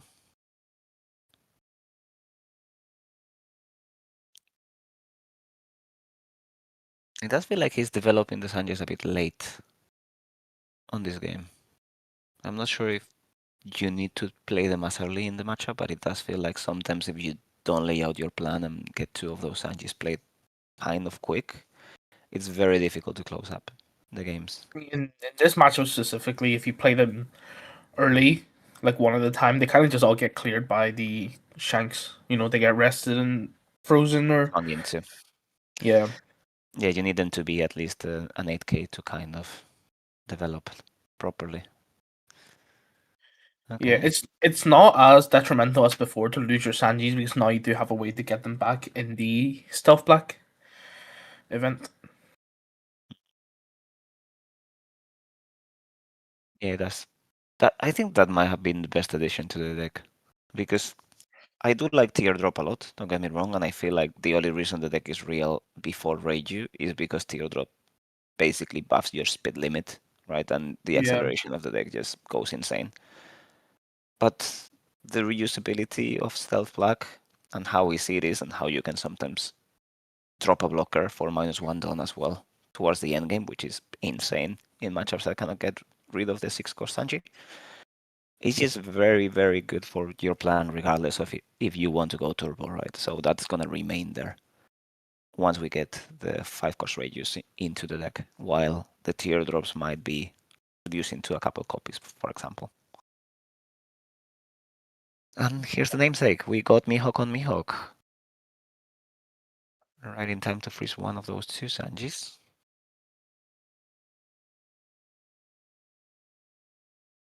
I have to say this game is looking quite good for Rene. No Shanks on board is a very big plus. He's gonna be able to keep pressuring, and having that done up lets you play around with your life easily. He's on 3 life still. Probably spend most of the mid game just finding consistency, and the board is somewhat small still. We'll see how that Mihawk comes into account. And obviously that pudding, as we said before, it's doing a lot of laps, basically letting Rene filter breaks into 2Ks, and that's kind of what you need when you're getting swung 5s and 6 often.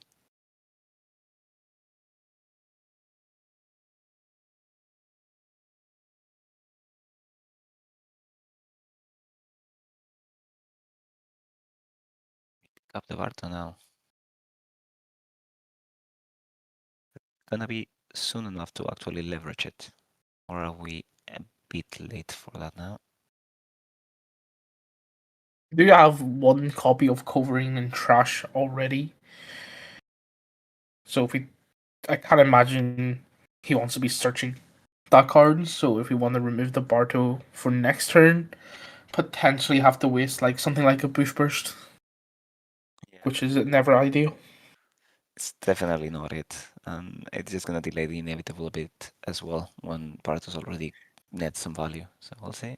Okay, teardrop once again. Oh, that is a complicated one. I don't think we're picking the 2K on this spot, but both the Giant and another copy of Sanji are very, very tempting. So it will kind of come down to how many Giants did we already have, or do we have another Stealth Black? Yeah, letting the Sanji goes to trash, you can just play it back for using your leader effect. But having counter is way too important. I think at this point, if you do lose your Sanjis, it could spell trouble. Yeah, and that's the direction we go on. Yeah, and Red Rock coming down on that Mihawk is pretty backbreaking. It's exactly the card that's for this matchup.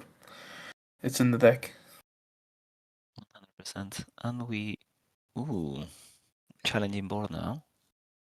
Very fair.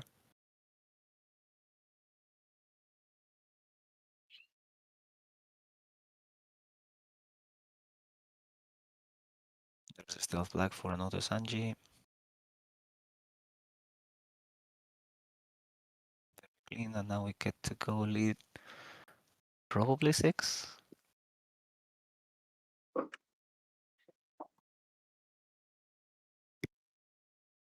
Stuff in the free block. It is a bit tricky because I don't think you want to give them the free block and then swing 8 into it, leading to tune up necessarily. So it might just be best to go 6. Oh. Okay, we'll take hand size. Is that rage you're gonna go at it?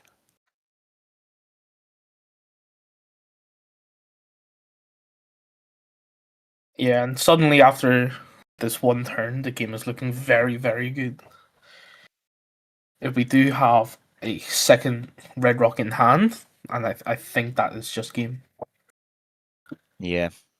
Yeah, if whatever Prowler plays this turn goes right to the bottom of the deck, it's looking very difficult to recover. And 3 life is kind of an annoying spot to be on for him as well. I guess a low Ambepo would still do some stuff this turn. The manga Mihawk.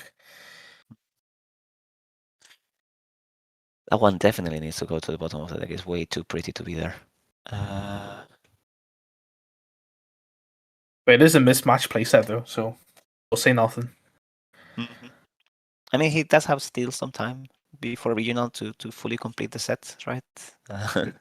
We will give him a bit of time to figure that out. But for the time being, yeah, we do gotta note down that either you play all of them or none of them, right?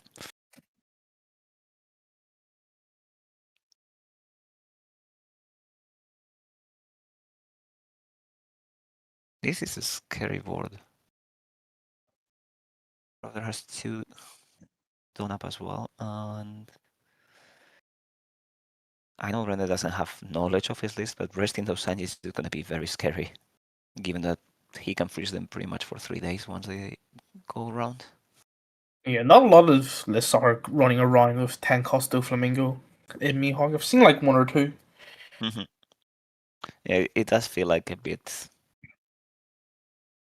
of an overlap, but I do like the Luna event in this spot. It does feel like a discount of Flamingo that doesn't really fully break you either.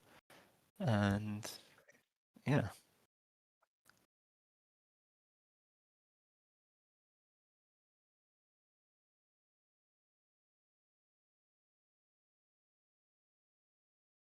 Just cycling the Conqueror here.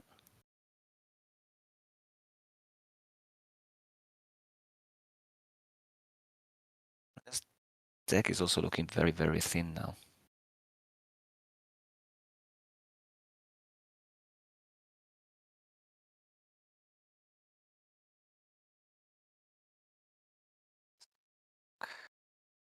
Is just a 2K.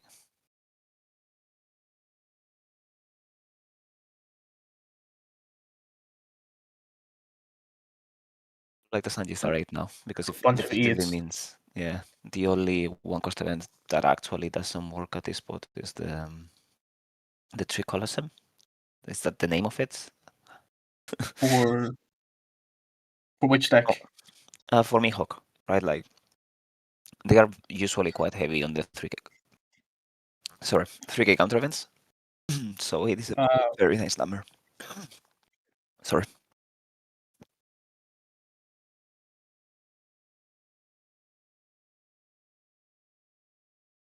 Okay, I think I'm back and I didn't either, so I apologize. But yeah, what I meant is that swinging eights when they just have one or two on up is usually kind of a sweet spot as well. This list is a bit more tricky, yeah, and I we've guess just in general. reached a lot of Beppo turns, Mhm. which we'll see. I think it could just be like this Mihawk deck usually plays a lot of bricks, but this Supernova build is a lot nicer. Not as many bricks as he usually plays. Yeah, it is. It does have a lot more options, especially with the spider's web. I guess one 5 of the cards in hand. Mhm. One of the weird things, however, is the fact that Spiderweb kind of loses some value with low once you are on the low and Beppo turns, right? Because that low is effectively a champ blocker. It's less effective use the low than it is to just tank the hit with a 1k. Yeah, I mean it is only a 6k, right? Yeah. It's a weird spot where your 6k blocker that should be giving you free counter value is the opposite of that. There we go. It just dies a terrible death immediately.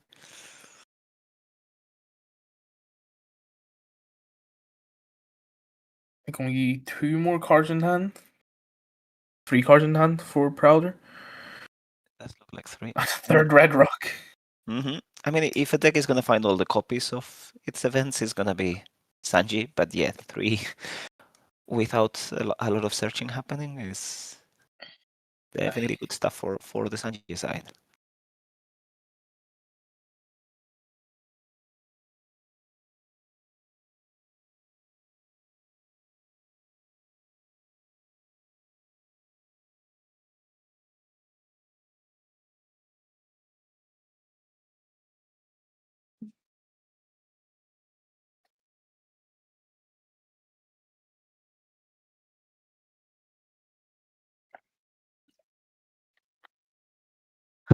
And Sanji number 4, or is it gonna be the blocker? Yeah, blocker Sanji. Good enough. I think I kind of like going to 7s better than going to 9 here, though. Like knowing how the counter dynamics of Mihawk work. Yeah, you can go 7-7 with like rather than 9-5, I guess. Yeah, just demand 2 cards for sure. Or him taking the last life, which with the current board state would be very terrifying. 3 cards in hand. Should be dead by math, right? You can just go 9-9-9 and then 9-9. That is pretty much it. Oh, I just realized this Mihawk this is not running the stage either, right? So we do not get a fourth dawn on these loops. I've seen more and more Mihawks actually cut the stage for the Bonnie and Kid Killer package. It makes sense. In the end, it's just another consistency tool, but it's worse than actually searching for things. 3 cards in hand. No blockers. Okay. 11. 17. Game.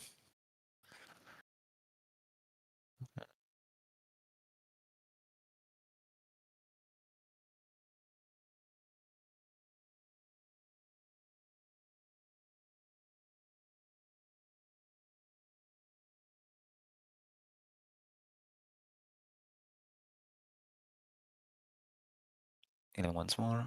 Yeah, and that is about enough to close it. So we are going to game 2, and Rene kind of close out of on paper, but matchup that we might change our mind around a bit. Yeah, we do have triple Red Rock. And 0 Shanks in front of us, which also helped. You know what? I'm gonna say? Typical Rene, bring the counter matchup. 3 Red Rocks and the Divine Departure for shame. Yeah, no, that definitely is kind of geared heavy. I do like the event departure here though, even though it's not as searchable as the zero cost event, especially when you're running the Let's Crash This Wedding. But it's just the amount of value you get out of just resting 5 sometimes is way worth the cost. And minus 8k is insane. Yeah, I've seen Lisk start playing Divine Departure over the Red Rock because it, in theory, kind of does the same thing against Mihawk. Yeah, it's just kind of a lot worse in 2 ways, I suppose. But it does make sense, and it's not a brick.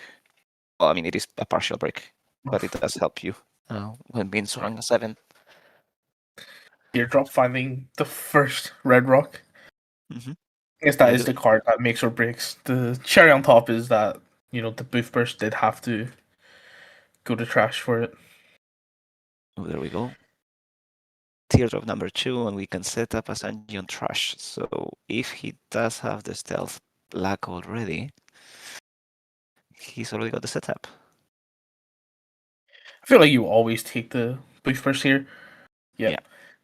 Especially after dropping one before, right? Like you cannot really afford to lose that much of Yeah, your. like the card advantage is just insane.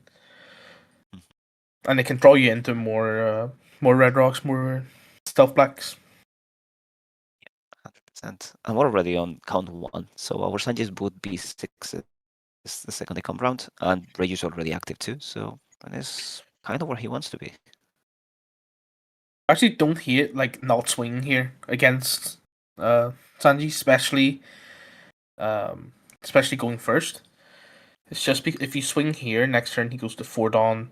He can play the A3 cost event and Stealth Black or Booth Burst plus the Otama Oh, true. That is.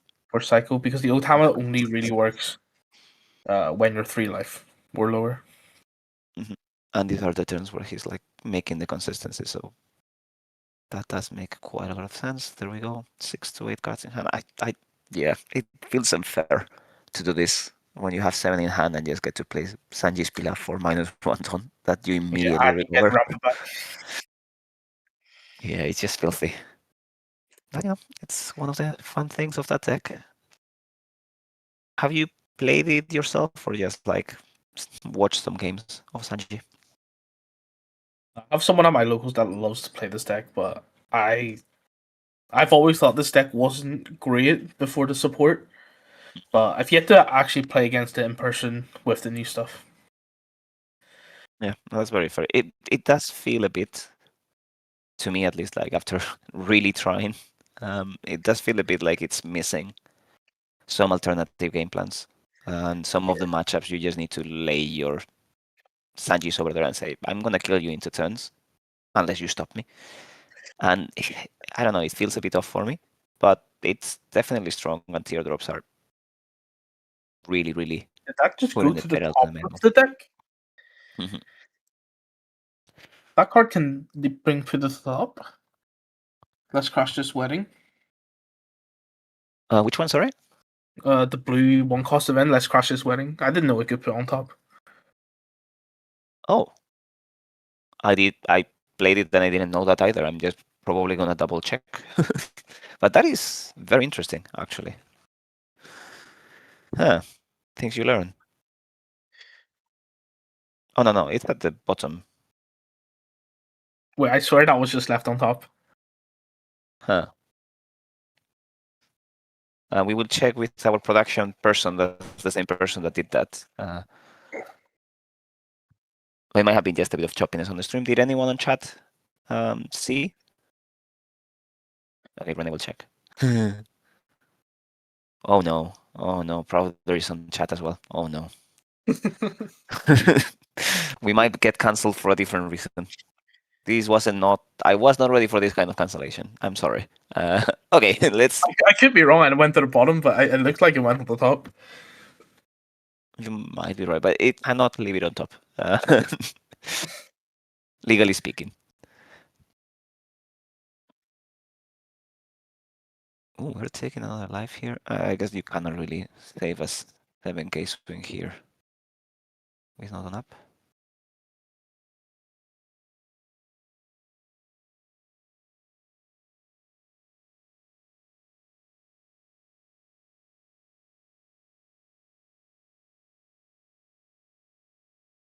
Okay. Jake just came to the rescue and stopped misinformation coming from someone that never does this information. It does look like it's just the stream chopping itself a bit. This one will be taken to VAR. I will be checking afterwards. Jake, we demand that you post the clip on the chat just in case, so anyone, including Mary, can check.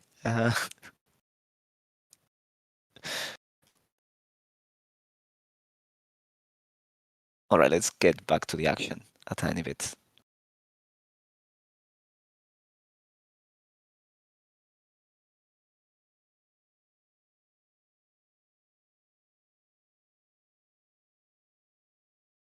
Getting into the wedding, let's pay very, very close attention to where the cards go this time around, and that's Red Rock found number 2.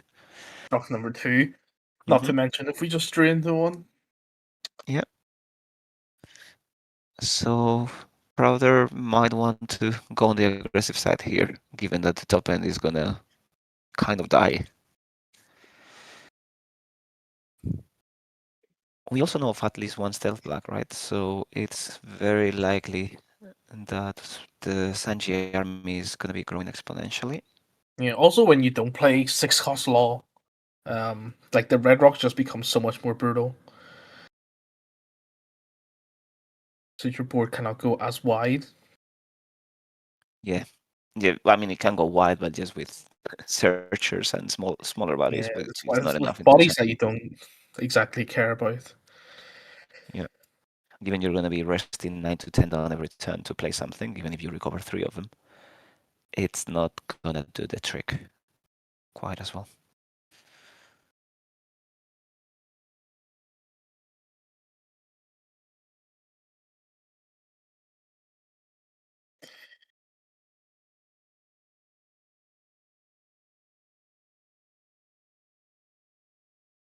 So we're going to use the Booth Burst bounce effect rather than the draw to return the Searcher Bonnie. Huh. It might be just because we have too many guys in hand to do the draw. Well, which would make sense, right? Like Mihawk's going to 7. You're expecting the 7-cost Shanks. You could usually restand the Dons to search for the Bonnie, but now you can't play it back out because of Mihawk's leader ability. Yeah, that does change things a tiny bit. So it's going to stop the card advantage and, yeah, effectively help out a bit the carve situation, which, yeah, makes sense. There's not going to be many opportunities to get value of that Bonnie. And it didn't get itself rested either. So basically just went up and down.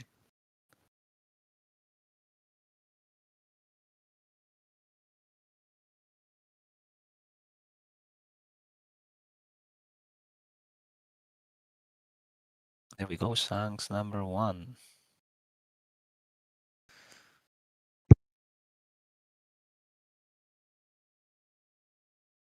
He's probably resting the pudding, which means there is a chance to swing at the Sanji if we want, but it's just not worth it on this spot. It's better to go for those 2 life if we really need to.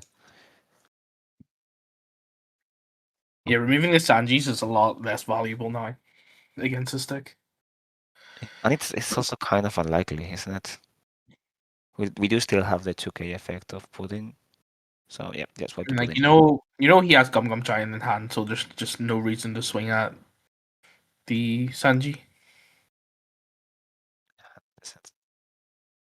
Like either that or Conqueror is gonna be very cleanly there. I guess you could argue forcing the giant, but yeah. Just We've not seen the Conqueror searched, right? But we've seen this giant search from turn 1. I think considering just going a 7 at it, which I don't hate that much, right? Because the deck is very low on like pure counter cards, and you don't want to be wasting a giant on that swing at this point in the game. If it's me, I like 9 lead with the. If we're going to swing at all, it would be probably 9 lead. Yeah. But we want to protect the Shanks with the blocker.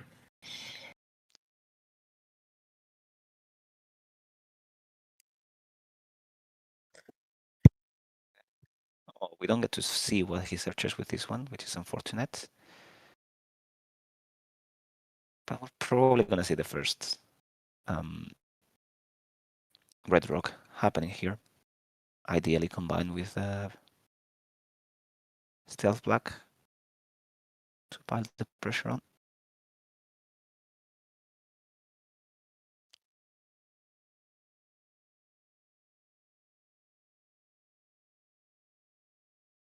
Yeah, there we go.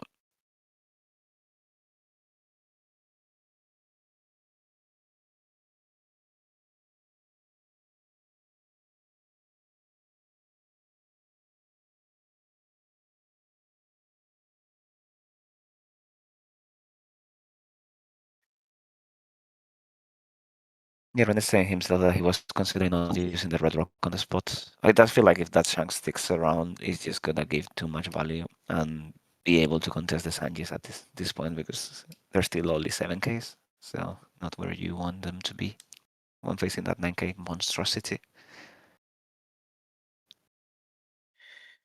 Yeah, I mean, the Shanks is really, really good against Sanji.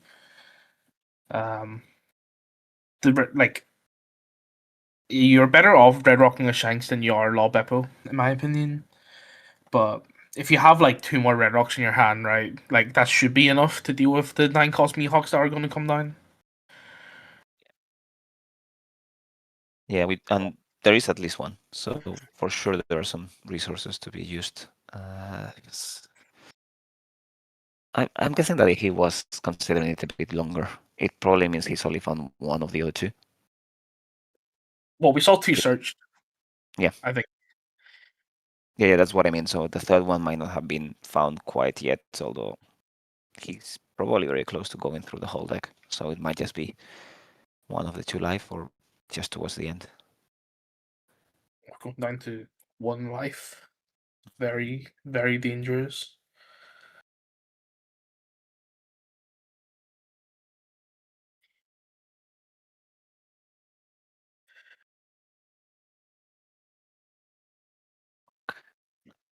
He's taking a bit of a break. Stand down turn for Rene.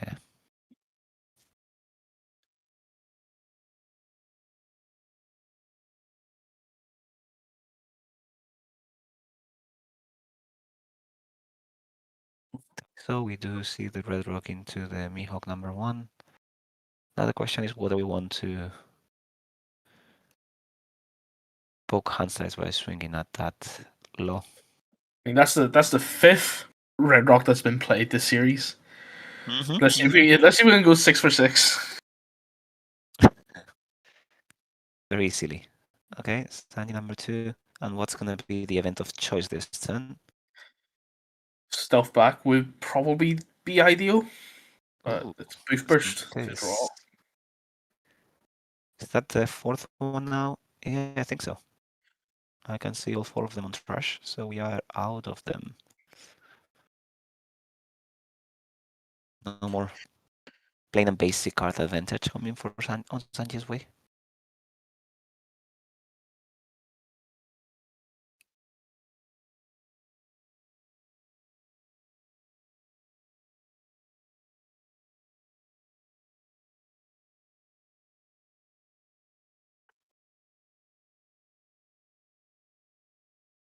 Yeah, Red Rock has become kind of a pricey card nowadays.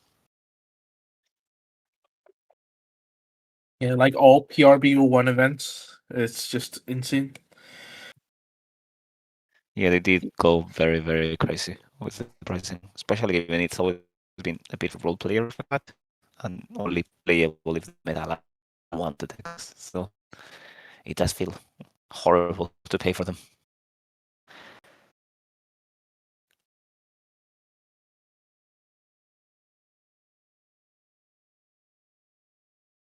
Actually, interesting enough, this Law and Beppo's not going to give the boost to the leader, since we don't have 2 rested. So we're That still a is very 5K leader. funny. That is very funny.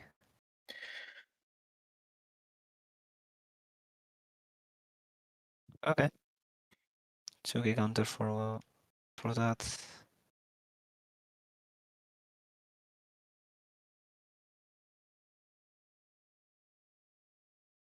And Giant. Yep. Well, it's There goes the first giant, Culverin. first of many. There goes the Culverin, and those Sanjis are now chunkier. Up to 8k.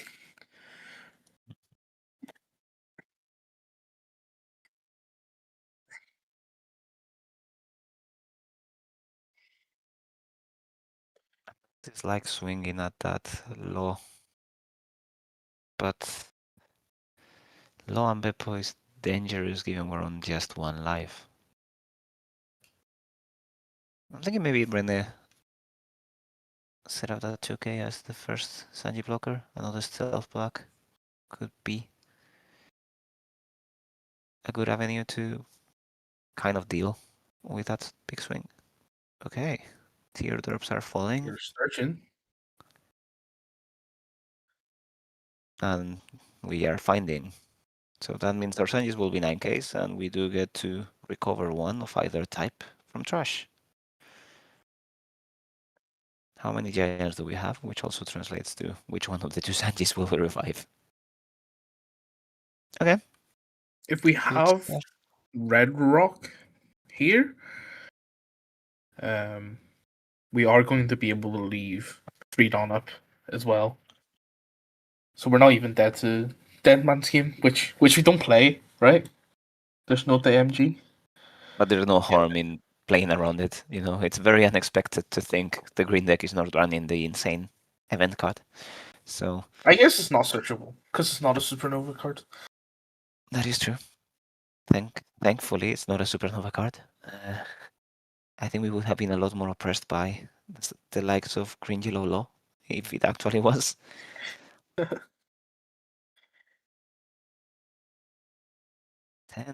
into Law?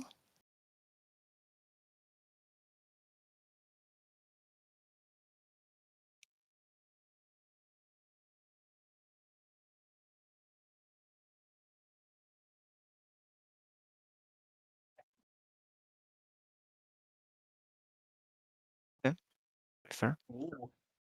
We're restanding the law now. There is free value. What do you prefer? Do you prefer Spiderweb or Paradise Waterfall? It is a difficult choice over here. I think I can understand why Mihawk might want to run Spiderweb instead. Because in the end, Paradise Waterfall does a lot of work, but as I mentioned before, right? Like if you get to the low and Beppo loops where you start being a 7k leader, Paradise Waterfall restanding your blocker is pretty much irrelevant because it's smaller than your leader. So I think it loses a bit of value Well, you're not. towards the end of the game. The But it is Spiderweb and Paradise Waterfall, I personally don't play it to restand the blockers. It's in the mirror when your Law and Beppo gets frozen, you can restand that. Oh yeah. No, for mirror match, I think both of them are good, and one done is a lot more efficient than four. But I do feel like the fact that Paradise Waterfall is just a 2k, while the other one is a 4, can work against you sometimes and makes We it did really easy. just I think we just missed it, but Red Rock number 6. Mm-hmm. Yep, there it was.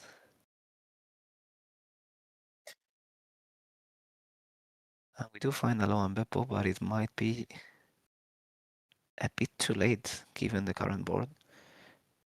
Maybe a Luna event is one of the stronger plays that Browder could do at this point. He's running 4, and keeping those two Sanjis locked will depressurize him a bit. If you allow Beppo and then play that event, it's a pretty game-winning play, honestly.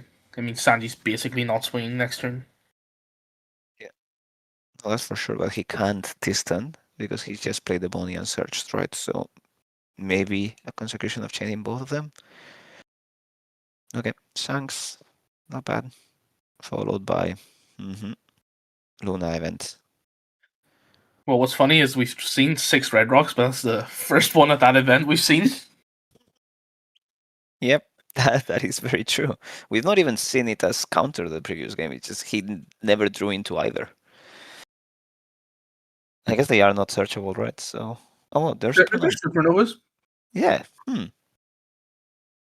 good windows to play them. Okay, what about now? 4 cards in hand. We know one of them is Aloha and Beppo. We have no real ways to remove this law, right? Even like if we can punch the Shanks really hard with a divine departure. Yeah, might not be enough. I think that Shanks kind of needs to stay there for this turn, which is very annoying. Nope, it's going to be divine departure. Yep. Okay, fair enough. Fair enough. That's basically Red Rock number 7. Precisely. That is, I mean, not scary, but it's interesting because there could be some weird consequences if he does have the. Oh, well, he doesn't run the Paradise Waterfall. Okay. One less thing to worry about.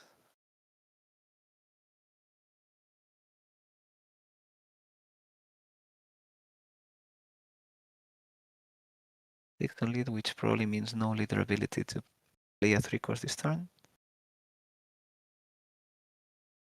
Oh yeah, just weird timing, I suppose.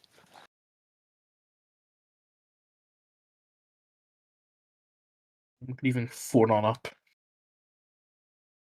Yeah. That definitely was missequenced, right? Not tripping here. Well, the 4 on it probably plays around double Dead Man's game. Because we only have like 4 cards in hand and 1 life. Yeah, no, I don't mean the 4-down. I mean the using the stealth black after swinging with lead. Maybe we're playing around the trigger that could rest the Sanji. Yeah, I mean, the only trigger that can rest at Sanji is Electric Luna, I think. Not a lot of cards can rest at 6 cost. Yeah. That really sees play anyway. Yeah, that's what I mean. Oh, he forgot. Yeah, fair.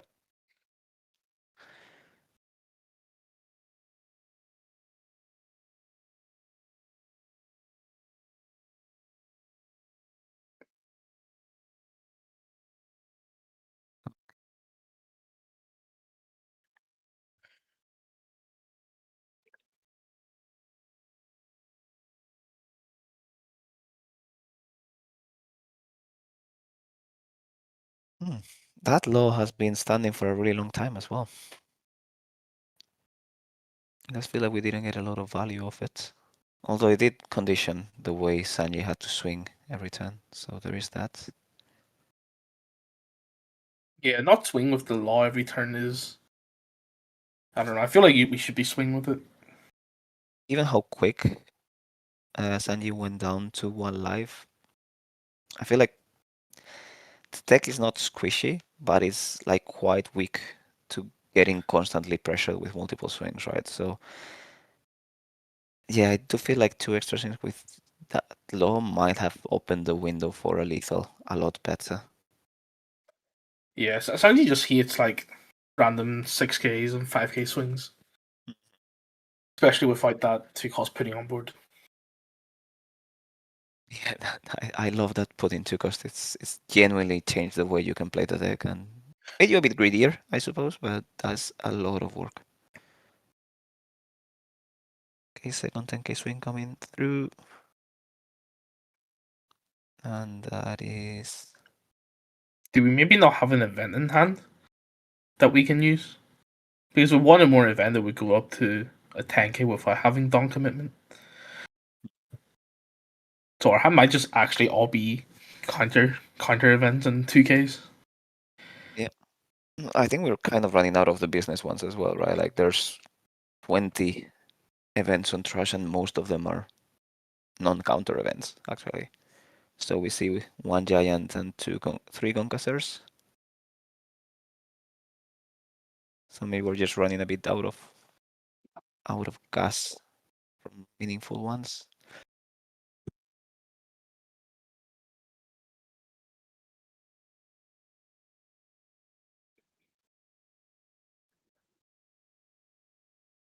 One point to Luna event would be very terrifying at this point. Yeah. We did have to search with Perona, which is never ideal.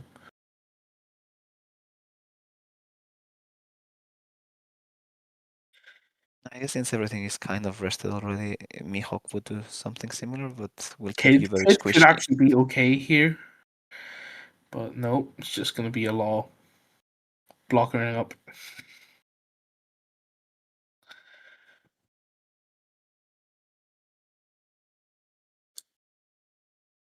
Oh, could we perhaps be searching for the one cost event?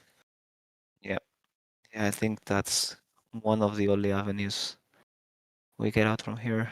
We pick up the 2K Zoro. We don't find the event. No, Oh. Brother's not happy with the search. He's very sad, and now I guess we do have the Barto filter, but will that be enough to find the event?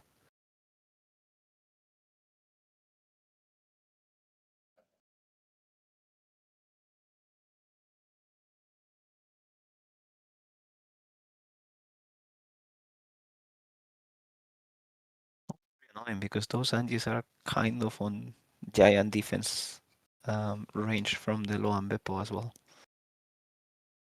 Honestly, I don't hate not again. I don't hate not swinging this turn. You know he doesn't have a spell that he can use, and I think the only way you live, if any, is like if they're kept at 9Ks rather than 10Ks. Well, they're going to be just going like 411s are going to be coming at you, right? If you swing, it's going to be trouble. You can see that the giant just pushing things through might bring you to the 11K territory quickly. Yeah, like I don't even hate over countering if you can get these The number of- Sanjis, to like an 11K. But it really does depend what's in the hand.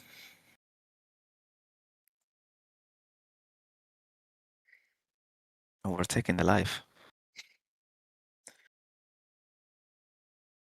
And it's a trigger. What do we have in the list that could be a trigger at this point? Culverin has a trigger. Wedding has a trigger, and that is Stealth Black trigger. Okay. Elf Black, draw 2, trash 1. That's bringing the Sanjis to 10, pretty much on its own.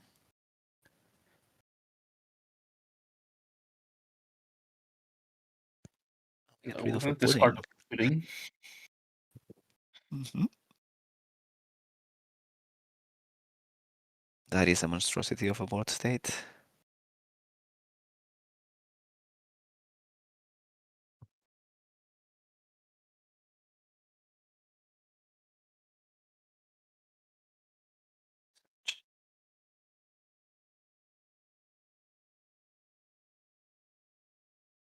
Finally finds that. Well, you can Timing rest is your leader to use that leader. event. Yeah, I think that's the avenue over here. Draw one, trash one of Barto.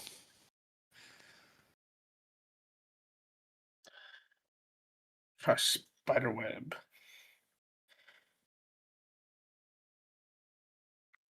And that is Luna keeping 2 out of those 4 Sanjis frozen. We're playing 4 copies at an event as well. We have to dig so deep for it, it's kind of mad. It is very troublesome. Okay. Rennet doesn't have a graph blade, so at least that's not one of the variables on the equation. Did we get rid of the second covering, or is he holding one? He's definitely seen the whole deck by this point.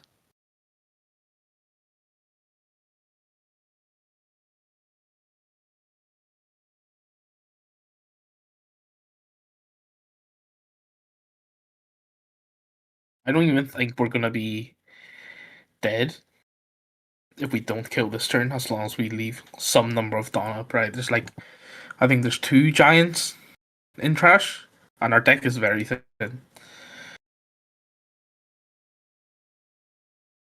Yeah, it's very likely that we do get to double giant and leaving that blocker up.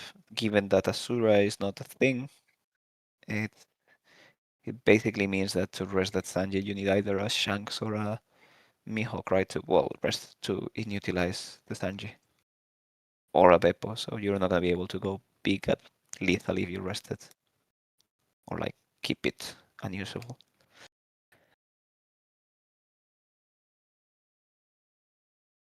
There's no other way to deal with that. Okay.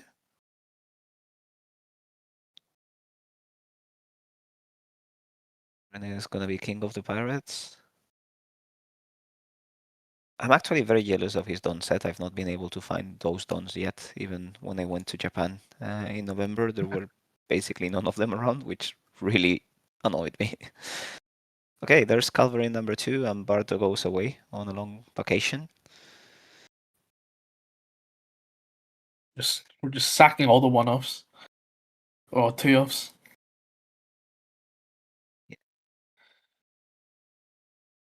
Okay, 3 cards in hand. 1 Don up. Is this an 8k swing with leader?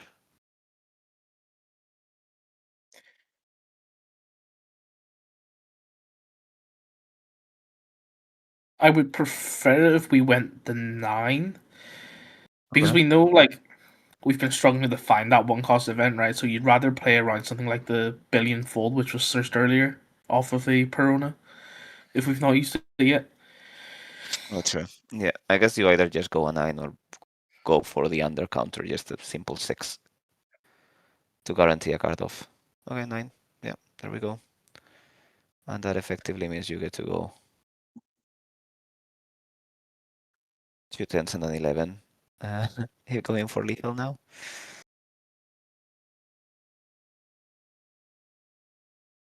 Or just 2 10s and leaving 5 on standing with the Sanji? Yeah, I like that. That's very alright.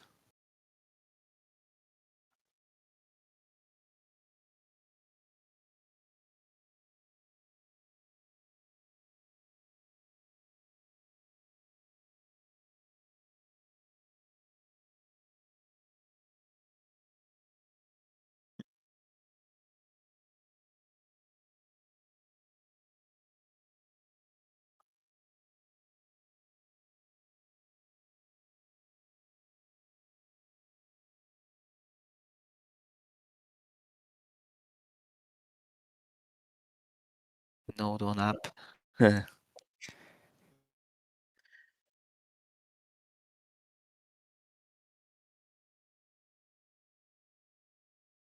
is 10.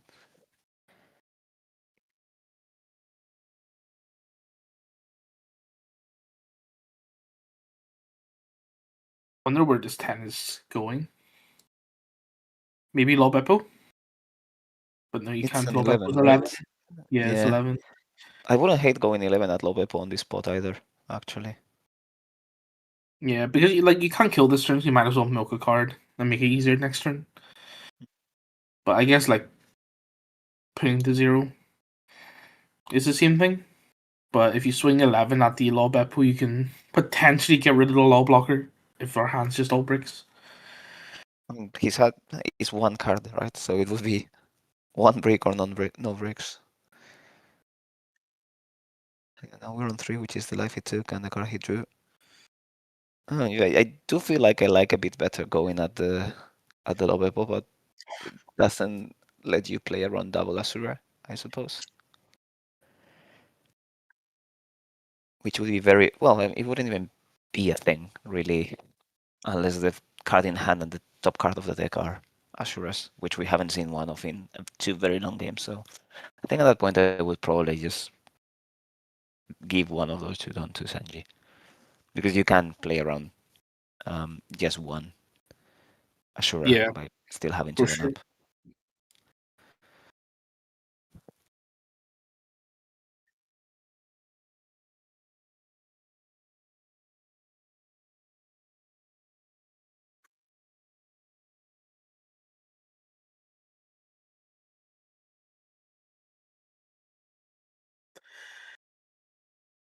Yeah, it is. It is looking very rough. Yeah, I don't think there are many options over here, bar I guess low Beppo plus event. And even in that case, And we could yeah, start with a 13k swing with Law Beppo. Potentially. yeah, that is probably the way to go for both giants or just the block.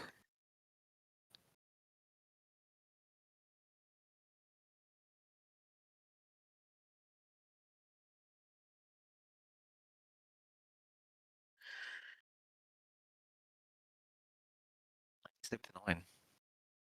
I don't mind the 13 because it basically, yeah, as you mentioned, right? It's putting enough pressure while still representing a taller swing from low. Well, If it you would be pull it. like your split would be 5, 13, 13.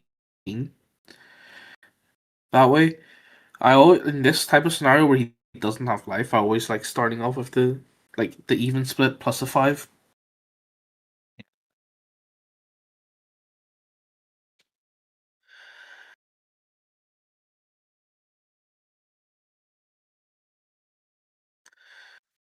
It would be 14-5, right?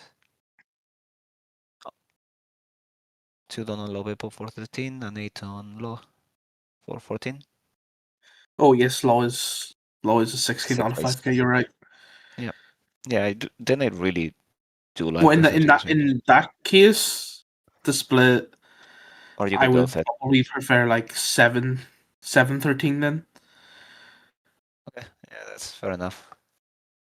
or 6-13. Yeah, It's gonna block it, and just yeah, all in. doesn't really make a huge difference, but yeah.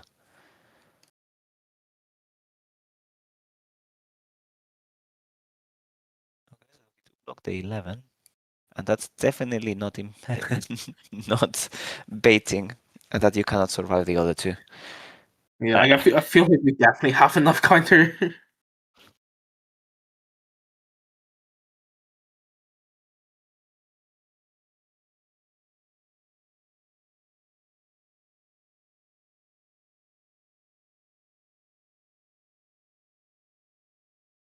Yeah, you definitely do. But it is a bit tricky with the number of cards in hand, right? I still kind of like the 13 approach and then seeing where we land. I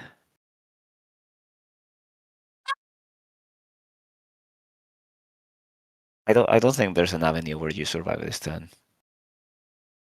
So you might need to go for it anyways. 7 and everything else. Okay, force the over counter early on. That will be a Conqueror or a Giant. And then you still get to go 14.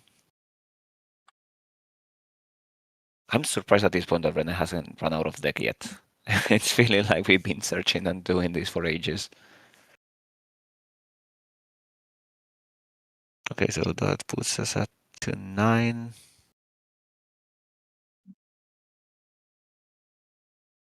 The down in 2 and thrashing at 2k. And that's all the way to 13 and 15. And that's game for Rene, just being an inhuman tank on this last swing. Yeah. Okay, he had one more giant. I see. Okay, yeah, no, as foretold, that was already a spot that was kind of difficult to navigate, but it's definitely an interesting matchup when you're running as many as 3 red rocks. I feel like if you were only running 2, even though you're gonna see them consistently, you might not have enough staying power to play the matchup long term. While in this spot, yeah, it worked out quite nicely. Any lessons learned from this, Mary?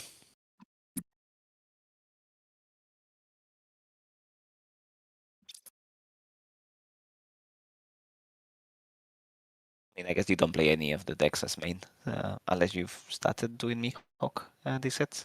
I don't know why I don't peg you for a Mihawk player. But yeah, no, that was super fun. Thank you so much for doing the commentary with me.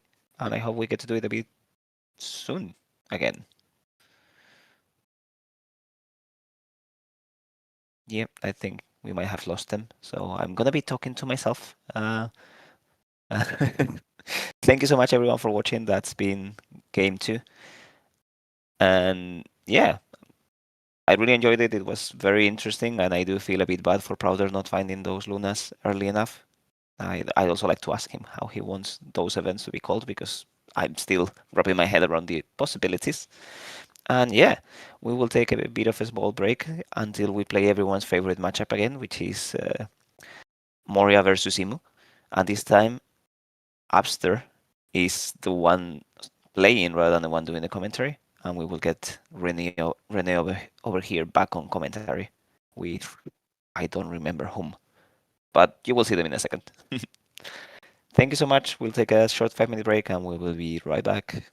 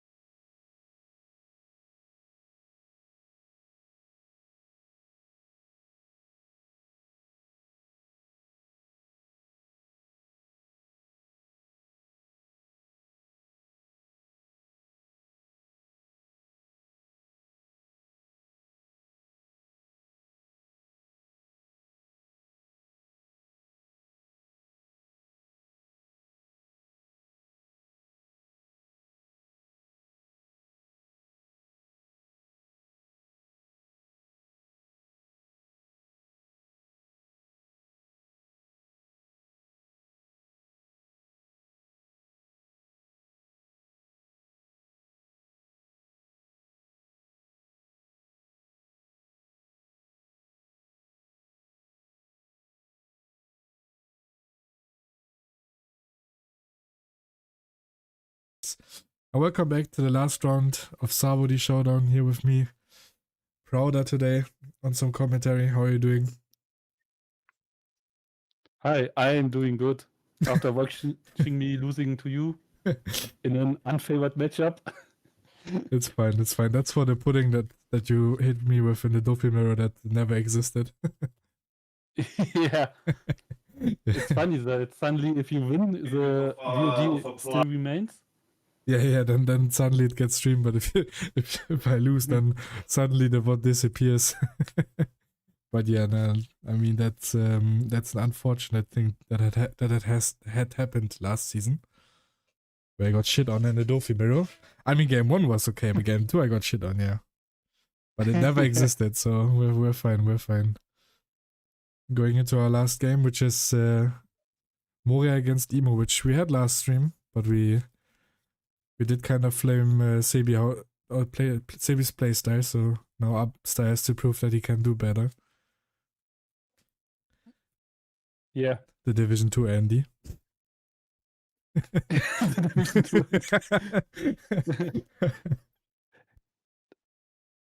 If I'm correct, Abster's pretty positive about this matchup. Yeah.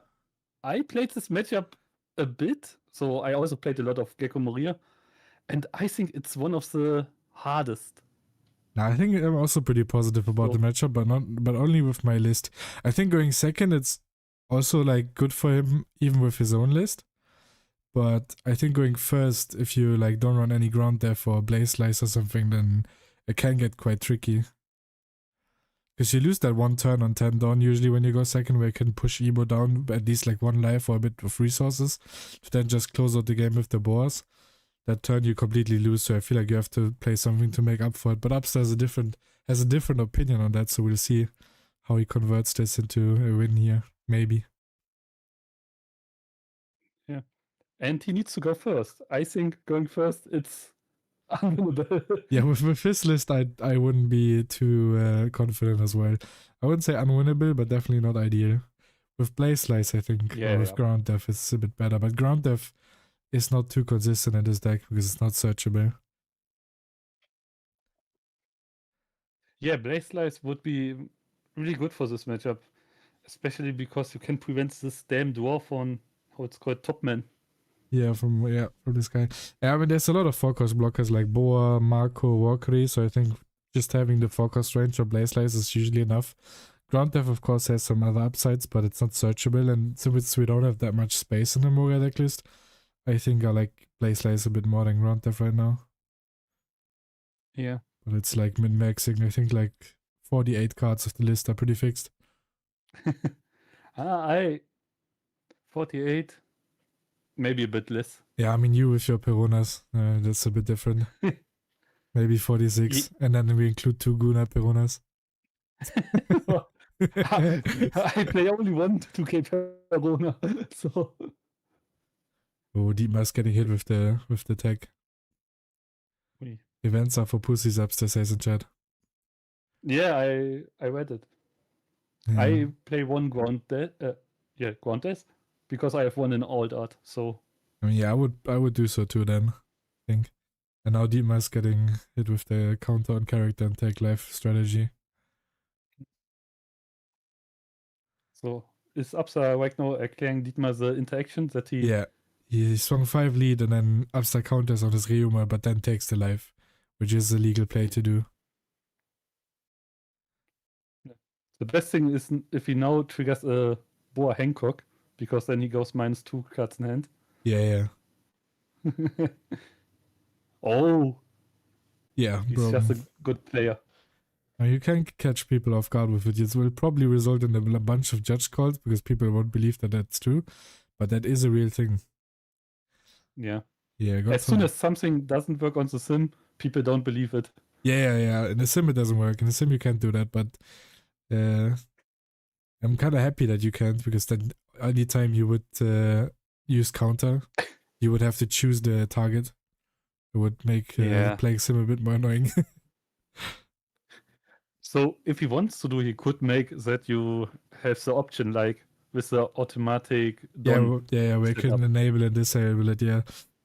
I already like when I remember when they're like Cavendish, you now have to click the Don to restand. Before that, when you swung with Cavendish, you just got 2 Don back. Yeah. It's kind of annoying. Mm. Because when don't Like you now? want the Don? So now the 5 Don turn.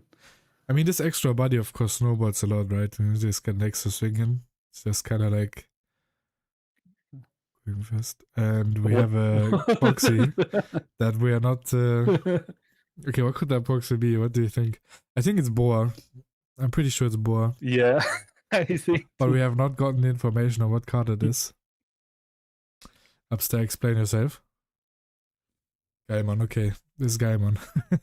We just have to accept that it's Gaimon. And thank you to it for the sub. 6 months. Yeah. Yeah. Good. At this position, I would have just take the proxy and say whatever card it is. Yeah. Oh, by the way, it's Kiku. Plays Kiku.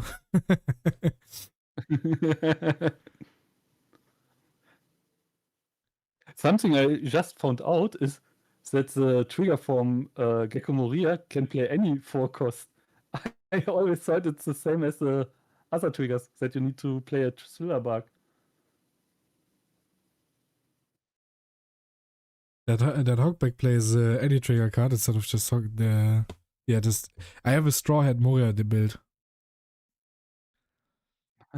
Because I thought I'm so smart, I just pop my Hogback, play Focus Sanji, draw a card. Perfect. Let me tell you, it sucks, but it exists.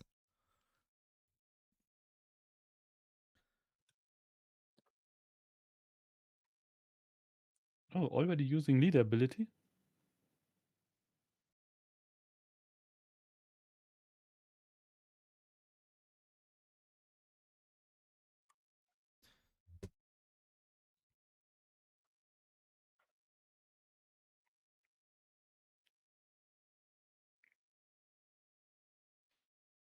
Okay.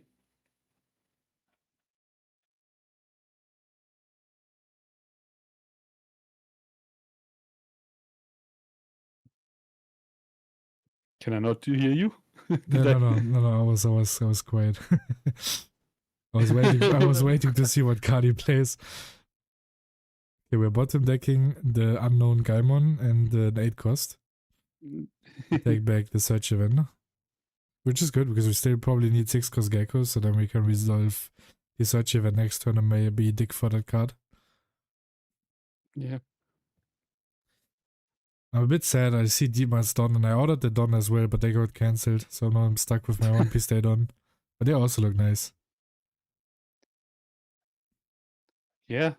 They I look pretty wanted those nice. done. I wanted those done. Abra got them. Yeah, he got them from the same place. I basically told him where to get them, and mine got cancelled.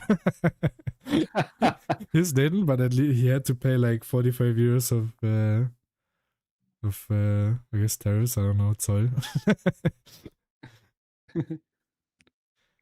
So I think right now, Absa just threw away the 1 cost event.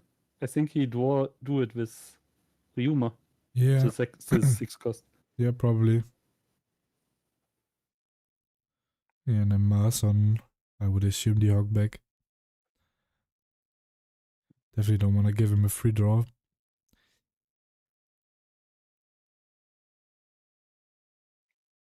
Yeah, just no swings.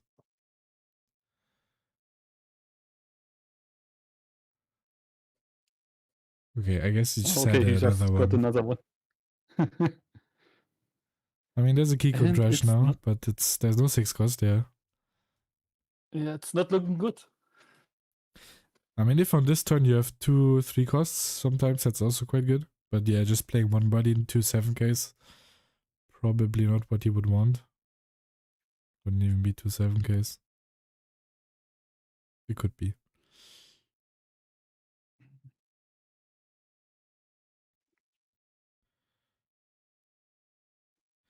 So yeah, 5 probably face.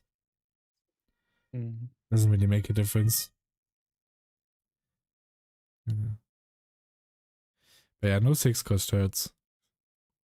Because if he had one, he would play that first, probably into Hawkback, pop Hawkback to play Kiku, and then do 6 and the forbidden number. Or if he now doesn't find 6 cards, it's looking. Okay, we found it. Oh, okay. Yeah. We did find it, yeah. Oh. If he hadn't found it, I would have said it's game over. Yeah, I mean, it's still looking not too nice. At least we got the life here this turn, which is pretty good for us, because that's kind of where we want to be. Yeah. It's surprising that we got the life, though. Is it ever worth it to just ground death Mars or Hawkback?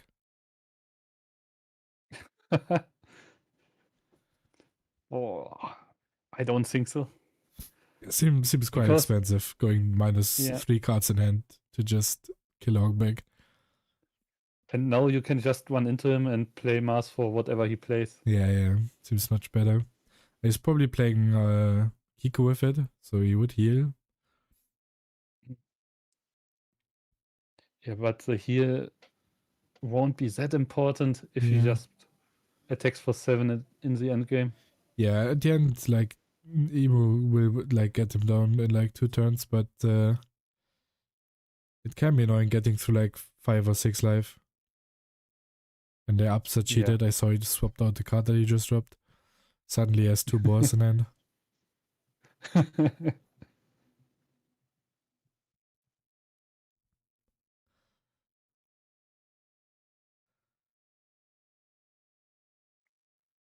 Let's see. Okay, Emu just doing Emu stuff, just cycling. Yeah, we have 7 done left, so like we could swing into the Hawkback and then Mars and I don't know, Mars Workery for example would probably be the best to do with the remaining 7 done.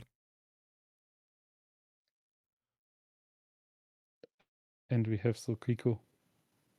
I'm kind of disappointed that Upstar doesn't have a full altar deck. I mean, he doesn't own boars, right? I mean, let's just start at that point. There's no boar. Maybe now he owns them. But the pair B one in all that. And the leader. Yeah, but no Lilith as well.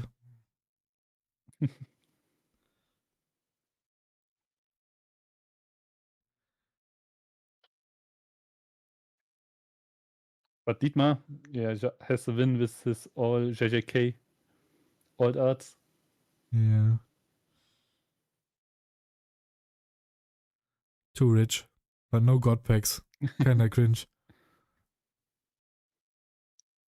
At my local, something really funny happened. Someone pulled the not cereal Luffy, but the Luffy that is in the pack and looks like a cereal. Yeah. And at the end of the locals, in the participation pack, he had a god pack That's from crazy. OP30. That's crazy. He made like 5k in one day just playing locals. I mean, getting god pack and the Luffy is insane. I would probably rob him on the way home in game. Yeah, Jack wonders what that's like, being so poor to only make 5k when he gets the god pack and a better Luffy, the red Luffy. Guys, I have Jack's address. You can pay me money and I'll send it to you.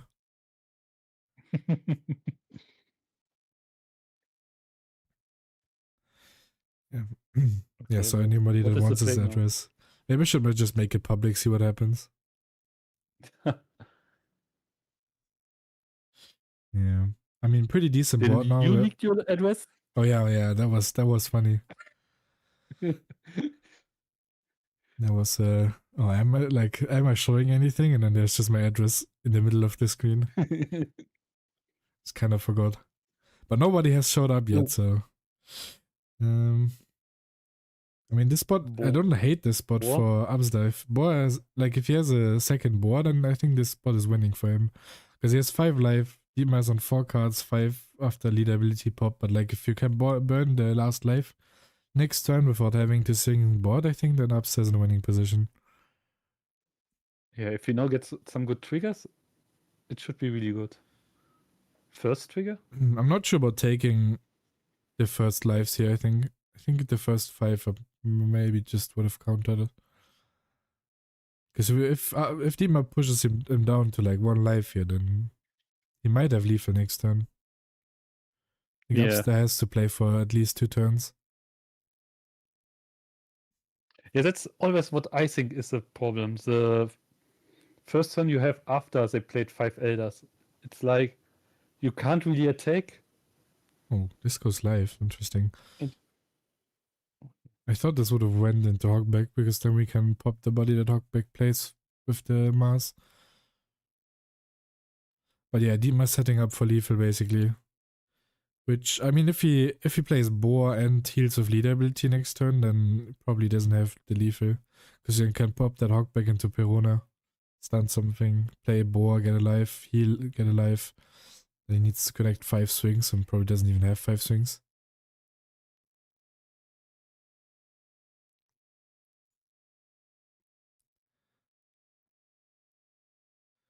Okay.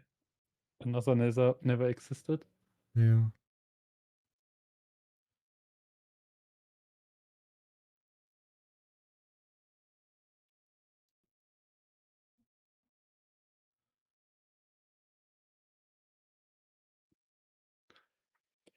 Oh, will he still attack with leader?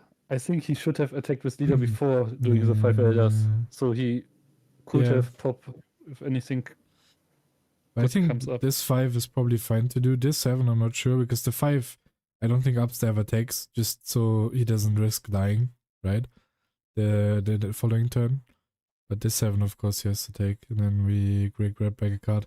Yeah, I mean, if we have Boar in hand and we can heal with 3 life, this Hogback turns into a Perona. We could even swing lead into like the Nashuro maybe. Or life. Does Upster has a Perona set up? Yeah, I mean, that's a good question. I think we haven't seen one yet. But maybe he has one in Yeah. hand, so then he could heal from hand and pop the Hogback. Like he plays Boar.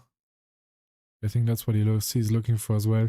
But yeah, no Perona here would be annoying, because then he likely just dies.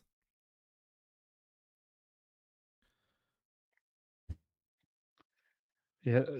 The spot upstairs right now, I think this is one of the hardest spots playing first with Gecko against Emo.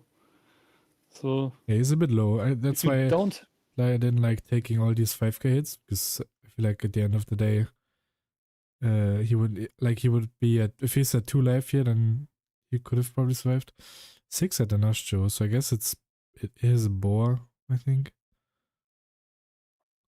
Okay, we'll play the Kiku. I would. Oi. Okay, no Boar. Yeah.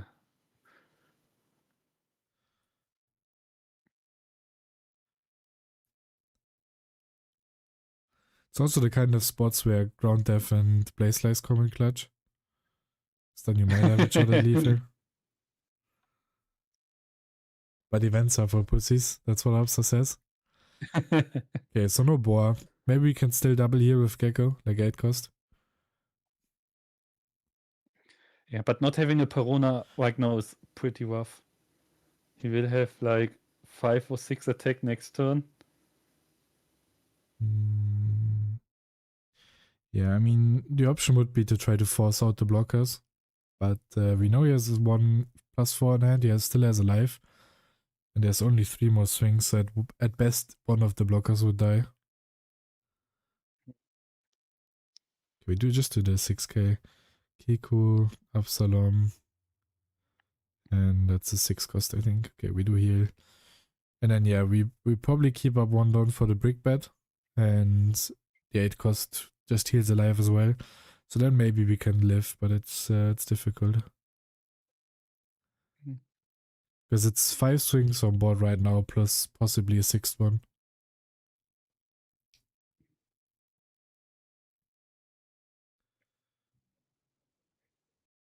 But if you now will force the attacks with Gecko and Boar, I think Dietmar can play for board. So yeah, that as well. Especially if Upset counters early, like you do a 7 face and then perhaps that throws away like a brick bet or something.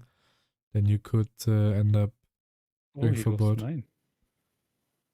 Yeah, I mean the boa swing then forces out the Valkyrie, right? Possibly, yeah.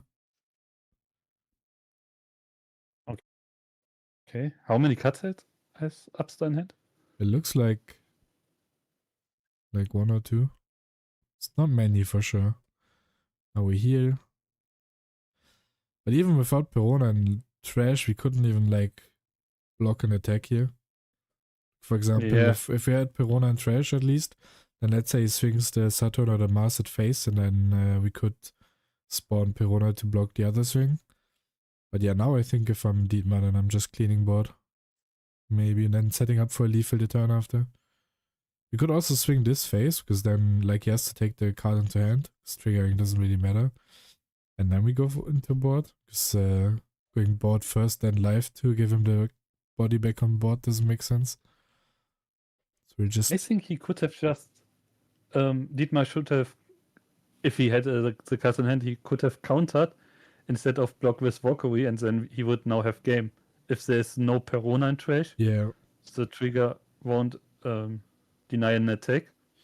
Yeah, but he had to, like on the 1/6k swing, he gave us the never existed we knew of, so probably didn't have that much counter in hand and was forced to block. But why? Yeah, he had a lot of dons open. Yeah. Maybe just baiting. Yeah, I mean, he didn't really need to attach more dons to his character, so they were just left over. Yeah, I think he has 2 in hand, right? No, 3. He's debating on giving 2k, 1k. Okay. 2k, 1. Okay, he went for life, so now he can Yeah. clear board. This is rough.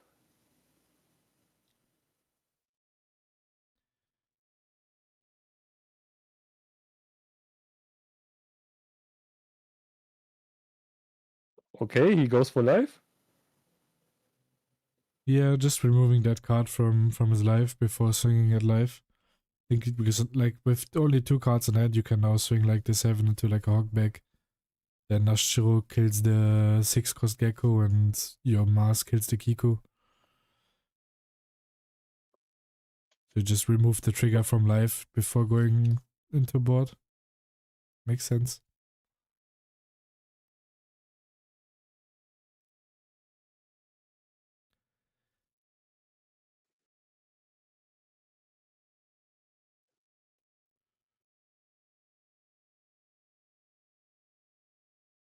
I think he's now attacking life. Upstar's thinking so much. Maybe he needs to... Okay. Yeah. And the typical... Now he will just take back a 2k. Yeah. So... I don't know if I like the life approach, but we could still turn into board after the 10 cost, I guess. But then we only pop 1 and kill 1 with Nashiro, which would leave at least Boa and Gecko on the field, which again would be a great spot for play slice and ground death. Yeah. Maybe Dietmar has no 10 cost and he needs to go for a game. So... I mean, if he didn't have much counter, then probably the remaining cards in his hand had to be at least a 10 cost. I feel like just based on the way he countered, I think he has one, but yeah, maybe he hasn't. So he has 10 dons remaining. What's the best case for attacks? That's 9 probably, right? I think 9 is wrong at this point. 9 and then Nashiro without the 10 cost would come in for 3, so then it's 11, 9, 11. And if we play the 10 cost, it would be 9 and 10. You can't all be making those 9-11 jokes. It's just numbers. It's just numbers.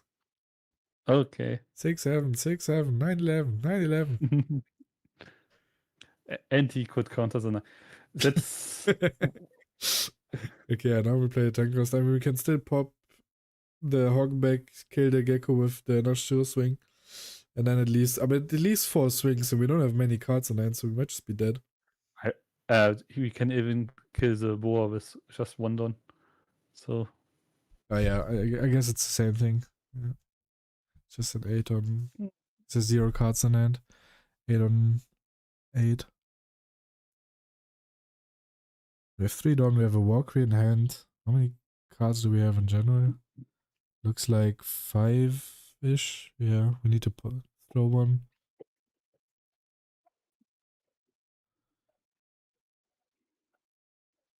So Which is the for Walker. Dietmar, I really liked his first 7k swing into live because it was 2 cards. But after that, I also like the second one because we just gave him 1 2k, which is fine because that was a trigger in life that like we put the trigger back into his hand, right? Because going for a board and then giving him the body back from life doesn't make sense. Because I feel like if we gave him this like 2 cards in hand, we could still clear up the entire board. But we removed the trigger from life. So I think I like the second 7 as well. But after that I would probably just go board and pass the turn. Because we very likely have lethal. This Gecko would be dead, the Hogback would be dead, the Kiko would be dead. Then we're probably fine. Because he has to split his dons 3 ways, which probably ends up in like 11, 11, 11 or something. Probably a bit more. And yeah, but you only would need to counter one of them, which would again be great for spot for Ground Death and Blaze Lace. I'll just keep mentioning it until Upster believes in the card. I think it won't happen. I think he won't believe in that card. But he also didn't play Sindri or Lilith. If Dietmar is subscribed to Upstar, he should know that he doesn't play Ground Death and Blaze Slice. That's true, that's true. And then everyone that plays me just gets fucked by those cards. So Upstar's basically just making my deck better. So everyone thinks I'm not running it.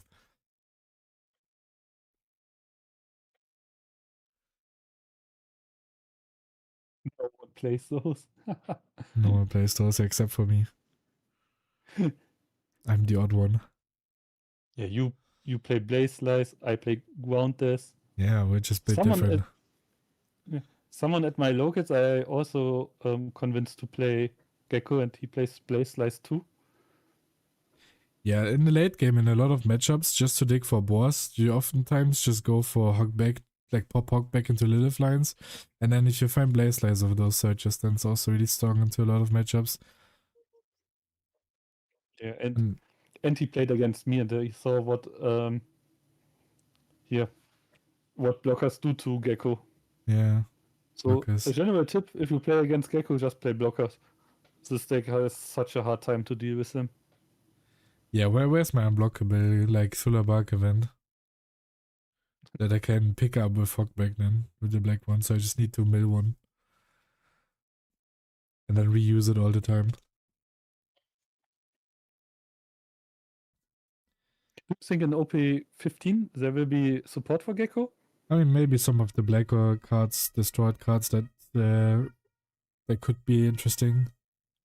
But probably no like indirect Thula Bark support. Might be some useful triggers as well that could see play because Hogback spawns them. But yeah, or a 1-cost searcher that plays like the body. That would also be good because then the EB Pirona could loop searchers. Yeah, but I think they only what's this English? The reason why they didn't do a 1-cost searchers because of the stage. Yeah, I mean stage into search would go crazy. Yeah. Yeah, Borsalino is also an interesting card for OP15 that could see play. I forgot that card. Yeah, I built some Warcrime decklist yesterday, or like 2 days ago maybe. I played Navy Gecko. No, like every archetype that exists, I probably put a Gecko. Like I played Stroid Gecko, I played Navy Gecko. There's someone out there that insists that Wano Gecko is a thing, but yeah, we just ignore that. Okay. Yeah, and that's we are going for 10, right? Yeah, 10. And yeah. he needs a block, and now 11. Yeah, I mean 11 would And be that's probably plus 4, 2, 1. He doesn't have it. Yeah, so 1-0 for Gecko. Yeah. But I feel like Dietmar could have definitely... Yeah, but I feel like it was on Dietmar, this game. I feel like the last turn, the swings could have been better. We could have left less characters on the board and then he wouldn't win. Yeah. At least the Gecko should have died Now too. Upsa's talking shit in chat. But yeah, it was needed if Dima played correctly. Then you wouldn't have won. Shit, Blaze Slice was so... if you played correctly, then it was needed, yes.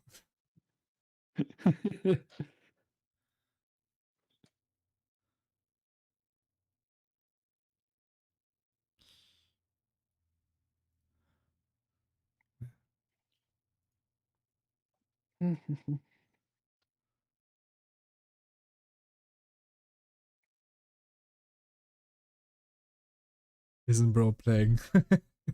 He's multitasking, trust. Because if he hits spot, I have life. Nah, you're not surviving another turn on one card in hand. I don't think we all have no life. We are sitting here and watching games. He would have 5 buddies on board and you had 2 life, no cards in hand. So I think if he sequences attacks properly, then Dietmar wins this game.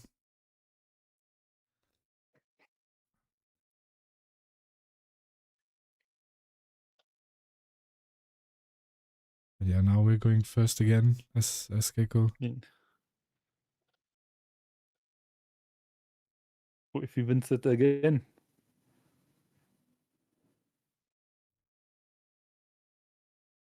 Oh, is that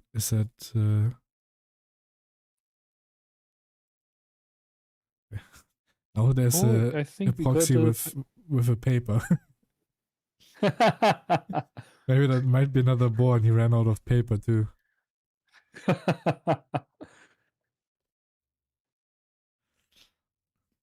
always upstairs. We need the drawn buggies back. But did I saw it correctly that he got a Perunan trash? Yeah, might be. I would be unlucky to have no Perona 2 games in a row. Like having no green event for 2 games. I mean, you had one. After searching like 3 times for it. I mean, let it go, Pau Pau, yeah. Let it go. This is Pau Pau not happy, Pau Pau sad.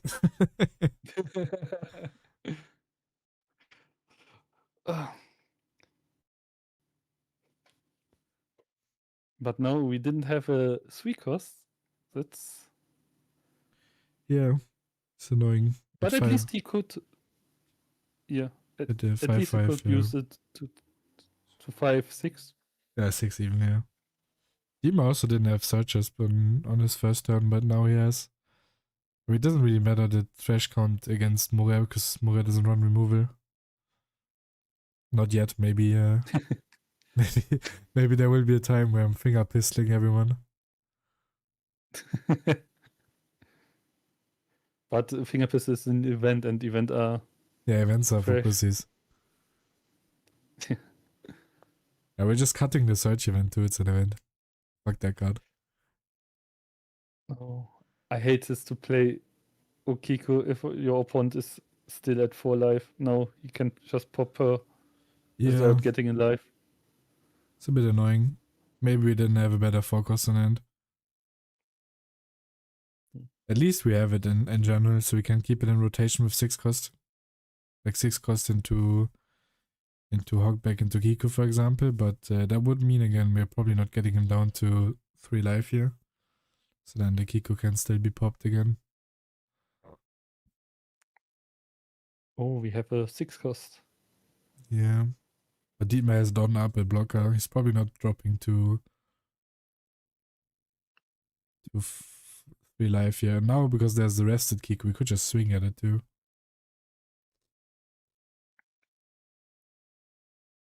Either force out some cards or just spare ourselves the card that we have to trash from Mars.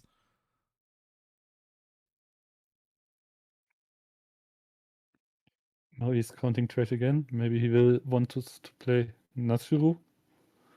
Yeah, Nashuru would also be good trading into it. Nashuru is also... I feel like Nashuru is the most annoying card when it hits the board because that's the only card you kind of have to answer. Like, you can't ignore the Nashuru because it just would keep trading into your board and reducing your shit. But yeah, Yeah, this Nashville spot is is this spot is horrible now. Yeah. I think Nashville is one of the most OP 5 elders. Yeah, with Jupiter. Yeah, these two are too insane. It's a power equipped Ichiji. Okay, you're getting banned. You're Why? getting banned. Why did you have to say that? You're getting banned.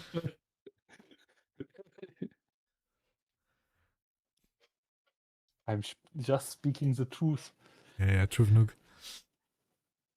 Yeah, it is kind of a power grab Ichiji in a way, but like I play 4 Don for an Ichiji, he plays 4 Don for 5 buddies, including an Ichiji. Hey, but I guess he also draws the card, he gets the blocker. Well, maybe I should think of it. I mean, they should just print Judge again, just make it a 4 cost. And again, there was a Okiko and she's gone. Yeah, she didn't heal as well.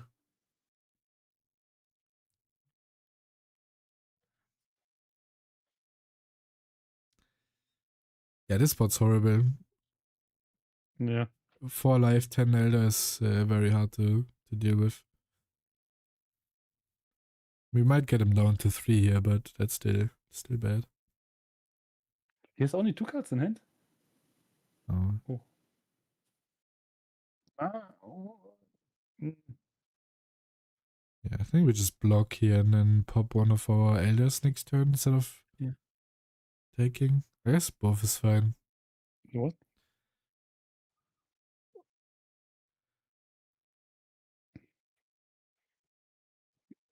Okay. I would have probably blocked. Just to be safe. Yeah, Keep the life over the extra draw. Yeah. Most likely I would have also blocked and then just pop one of the 5 I play with 5 elders Yeah. for the draw. So you were at 4 life, you don't need that much tempo. Yeah. Because you have the same amount of cards in hand, but I guess minus the life you took, but you keep the life. So, yeah. I'm just saying he should be Oh, at he 6 found life, us. yeah, but you aren't at 6 life. That's not how life works. Sometimes life isn't fair. Sometimes your opponent is emo.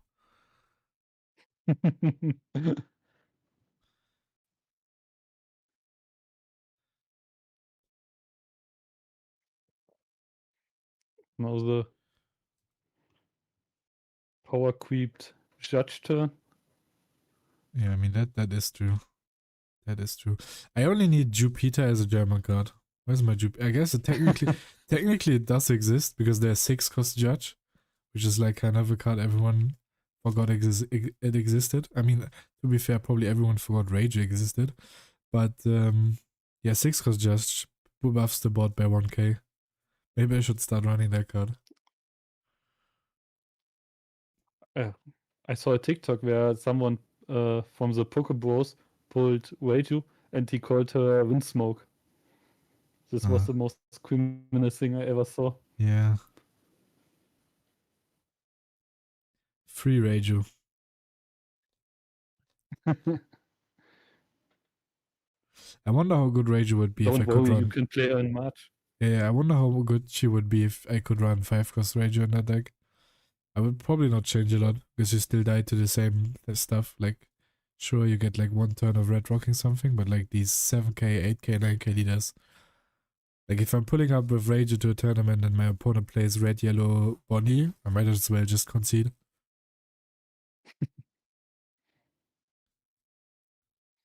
When René is not blocked on X, you can't forget Reiju. I think I haven't done that much propaganda recently. Yeah. I think you get more tagged in propaganda. Yeah, the Mary post. I almost canceled myself on the recent Mary post. I don't know if you've seen that one with the fan population. If not, I highly recommend it. But I almost gave an not politically correct answer.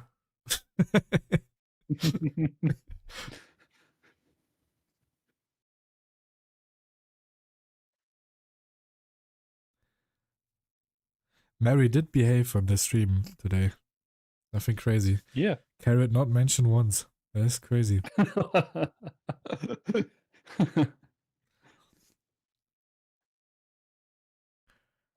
Okay. He goes 7k. 2-0. 2 cards for a 7k seem kind of crazy. I guess he really wants Yeah. to keep the body. I guess he didn't want to drop because 7 life he counters and then 9 at life he blocks. Can we go for board here? many I cards? mean the Nashuro is stunned.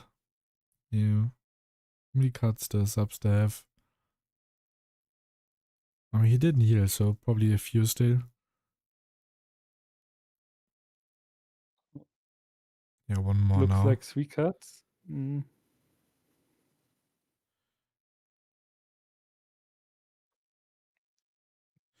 Yeah, this one's a break. So maybe we can actually use Nashuro to all in him. But like if this swing is at life, then probably not. Ah. That's not how that card works. I wish this Lilith played itself. Yeah. Would be. I don't think it would be too broken. It would be good, Yeah. but Wouldn't be too crazy.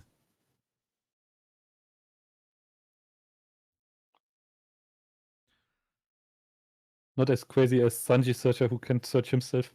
Yeah, and the Porsche from the one cost Porsche can also do that. The Bandai likes my searchers.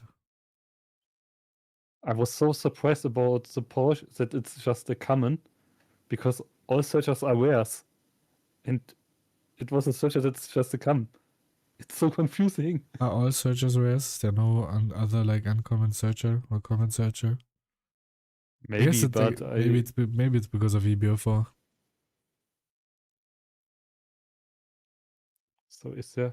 Maybe Igaram was uncommon, but yeah, he's kind of weird searcher.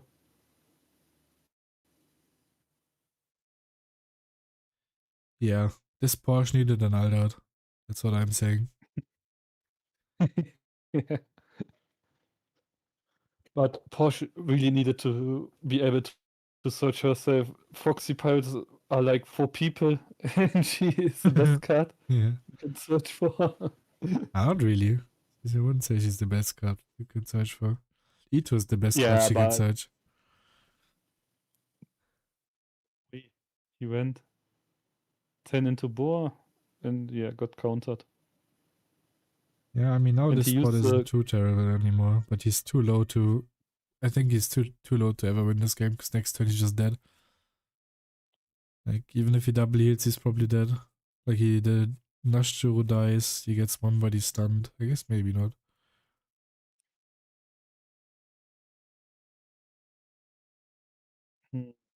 when he can get 3 life and 1 Perona. If he can remove the Nasuru, Yeah, he has to could go on be Nashuro, okay. but like swinging into board here is also not really helping him progress the game. And he's just kind of playing not for like Yeah. survival, but like he's not making progress. He's swinging like he has to kill the Nashuro, then stun the Saturn, for example. Yeah, stun the Saturn. Pop this, and we could double heal. But that's still one like 4 swings on board plus possibly an Ashuro. It's not guaranteed that we survive. If he has a boar, that could be good for progress if he can get at least 1 life. Yeah, boa or gecko. And then double heal. I mean, if he only like heals once, he's for sure dead. Yeah. Yeah, but if he now if he now has a boar, Yeah, he can force 2 block. yeah. If we had boa here, then after taking this 6, that would be crazy. Yeah, but Because then we for sure survive. Then we probably might even win, honestly. yes, we put him to 0, we get 2 blockers out. The Saturn is then stunned, then we probably just win. We can heal. Oh, that's an expensive heal though. 2k 1k pitched. And we do. how many cards left in hand? Lobster? Probably not a lot. Can't see though. And we might still be able to Yes. force out one block, which he ends up blocking. He still have an 8 cost left.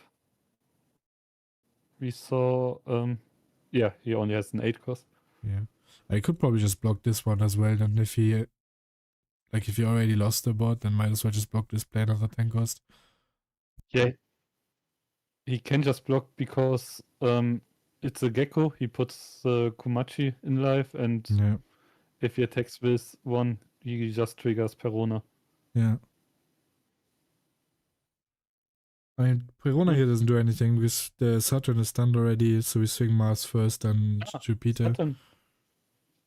Saturn was stunned. Yeah. I saw it. Not sure, but No, Nashor was my killed. bad. Nashor was killed. Okay. Yeah, I think he needs to go for game. Please don't make the mistake to attack for 5. No. I might. Wait, yeah, actually. What is this? Wait, he swings it Okay. to Hogback, but that's still just Perona, right? What the fuck? I guess it's Kiko now, yeah, because after the 5k into board, I guess, yeah, we don't have a die, so we don't actually need to play Perona anymore. Right? But yeah, I'm a bit confused about that 5k swing. I was like, this could be game just 7 life, 7 again life, 9 at life, and 11 at life. Yeah, it would be game. Yeah. If there would be no Gecko trigger with Sindri. Even then, play Elder, and you can remove her. Yeah, now it gets weird, because even if you, like, we probably kill the...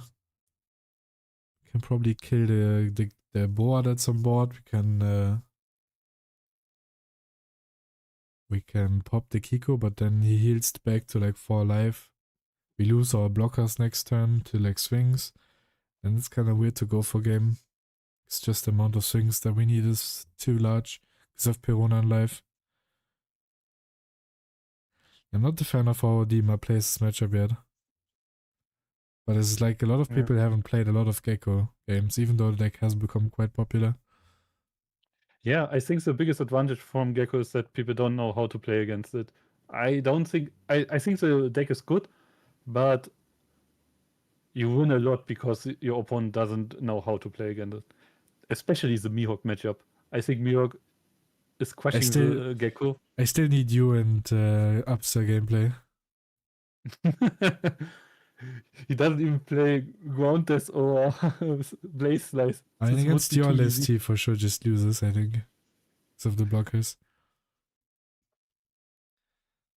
Maybe different list, it's a bit better. As long as you're not Angelo, then it works out. Oh, Angelo. Boy.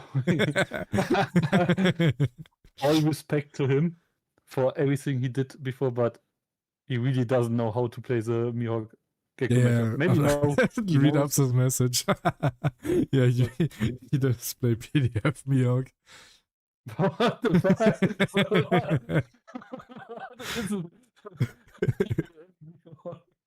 I mean, you had 8-cost kid in there for a bit, so that's definitely. Yeah, I don't play 8-cost kid anymore, but even then, Yeah, even without 7k on lead is enough to crush Gecko. Yeah. Was when I tried playing it with Abra against your list, it was difficult. But also Abra didn't listen to my calls, so sometimes it was Abra's fault. But definitely was harder than against lists with less blockers. Or none at all. But yeah, most players at least play 6-cost. For me, the game freezes. So what are they doing? Is it frozen? Okay. You know what would be a great card here? Blaze Lines. Or Ground Depth.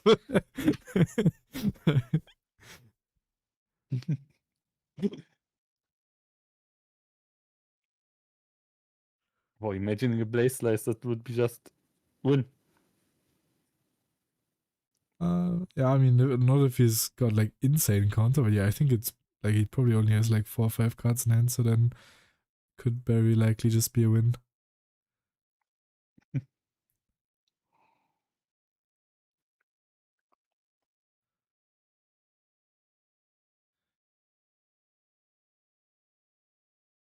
Oh, okay. Can he survive? No, he can't. Oh. I mean, if you heal with lead and you have 4 life and you force out block maybe, then you probably survive. And then Dietmar's a bit on like a back burner. But if he has another 10 cost, then you could just clear board, play 10 cost again, and yeah, chill out. Okay, give him 2k, 1k, so this 9 might get blocked. Oh, he actually has quite a lot of cards. I wouldn't be surprised if this 9 also gets countered. Yeah. He doesn't. Ah, okay, even. And then the next swing would just get Valkyried.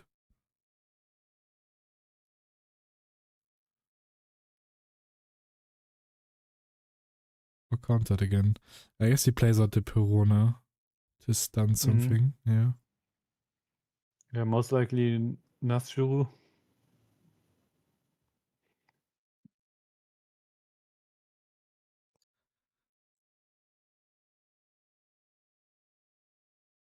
We also still have that one Perona in our trash, right? So we have one in hand and one in trash. So we freeze Nazjuru. He blocks here. Then he swings face. We trigger the Perona stun something. So I guess we could start it just by swinging into board. Because one of our buddies gets stunned anyways, right? So we just swing the Saturn into board, Mars into life. Then we'll see. But I mean, he's not dead here. Probably. Right? We have 4 swings on board. But we technically only have 3 swings. Oh no. Please no, Dima. Dima, no. Why?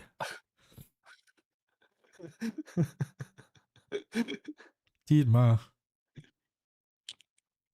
But it's not as. So if he wants to go for game, it's not as bad. Yeah, I mean, I would Because he still has- probably just.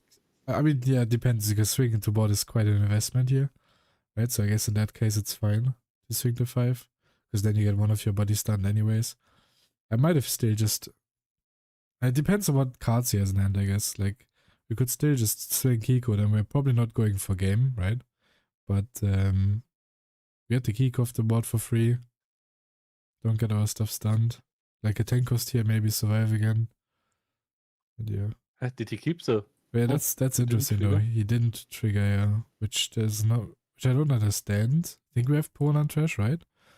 So if we just trigger the Yeah. Perona onto the Mars, then that's like countering the 2k basically.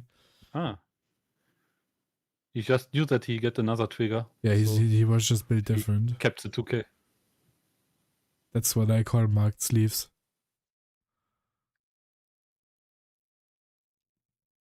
The only thing that can help him now is the Gecko trigger, but yeah, if he has the Elder, it would be also. Yeah. Not just the Elder. Yeah, we're going into game 3, but this time Upster gets to go second. Yeah, now we can see the good curve.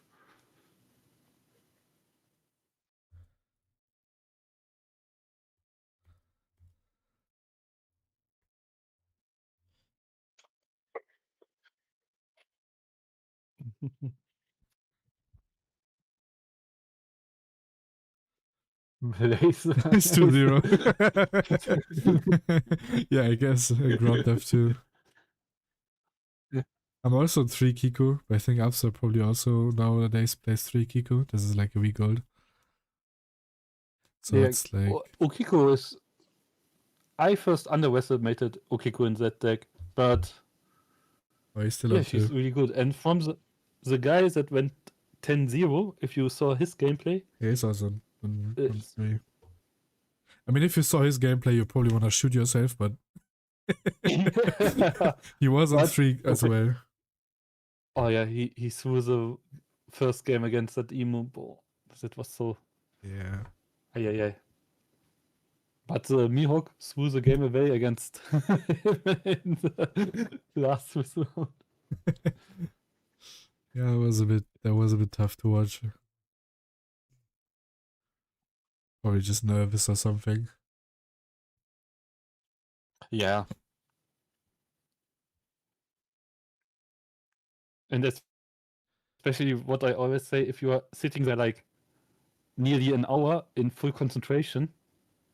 So you mess up your hands, messes up something. But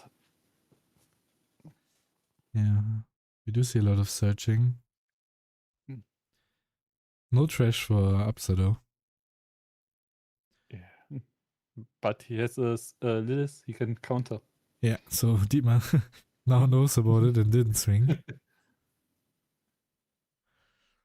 Is that Absalom, and Absalom? I think it might be, yeah.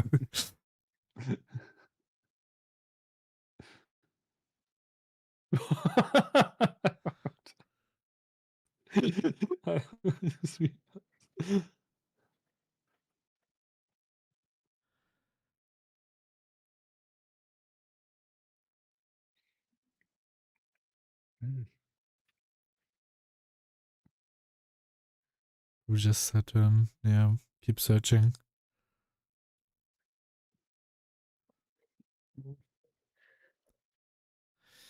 Do you think Absa will have how it's called, Gecko, 6-cost Gecko? Maybe. Yeah, I mean, I think he does, because otherwise you might want to play one of the Absaloms instead of playing the Hogback. I would be surprised if he doesn't have it and did play the Hogback out. Because then you can swing 5 now, pop the Hogback, have a standing Absalom, and then Gecko into Hogback. So there's no good target to swing at for Dietmar. Oh, he's already taking life. Yeah, so I think it's just what we will gonna see. Oh, Ui. Oh. that's the sim player. Doesn't know what his cards do. No, and then, yeah, just to what I said. Yeah, if he didn't have the 6 drop, he probably would have played one of the Absaloms instead of pitching it for leader. Yeah. Yeah, I mean, so That's also far, one curve thing. is good. This game, Gecko deck is so most of the time it needs the 6-cost. Yeah, on I mean, curve. the deck It's is so good. very consistent and for the most part now, but like the time window to find the 6 cost is quite limited. So even though like you basically only need the 6 cost for exactly that turn, it's so crucial that sometimes when you miss it, your turns can feel quite bad. But I mean, going second, I wouldn't say it's the end of the like you wouldn't lose going second because you don't find it, but like going first on 7 on no 6 drop, then your turn's definitely kind of slow. Especially to Ema. Yeah, but with the 6-cost you get so much tempo. Yeah, it's insane. The 6-cost needs a trigger. It would be so nice. Yeah, so we can pick it up with Lilith. There's so many times when you don't have a 6-cost in your hand, you play Lilith, and then you're like, oh, now there's a 6-cost in my search, and you can't pick it up. Just kind of... The trigger could also just say, discard all your cards in hand. It just needs a trigger. Yeah, it just needs a trigger. It does nothing, but as long as it has a trigger, it's fine. But yeah, I mean, now this board state looks insane. Dima going quite aggressive in terms of swinging. He gave him like 2 life this turn. And the 3 Absang doing their job. No. Yeah. He traced 1 and he increases his hand. Yeah, I mean, he is quite healthy in hand now, which is really good for this matchup. I mean, for Gecko standards, that is. We had a 2k. But yeah, this turn is like we can push so much this turn that I would, like, if we have an 8 cost or a 6 cost, maybe just playing the 6 cost here and going a bunch of 7s wouldn't be bad. The only issue with that is that Deema has 3 Don up. So with less Don, that would probably be the better play, but with this much Don, just swinging a bunch and playing an 8 drop, I think is better. So otherwise we waste a bunch of Don swinging into events. Play an Absalom out.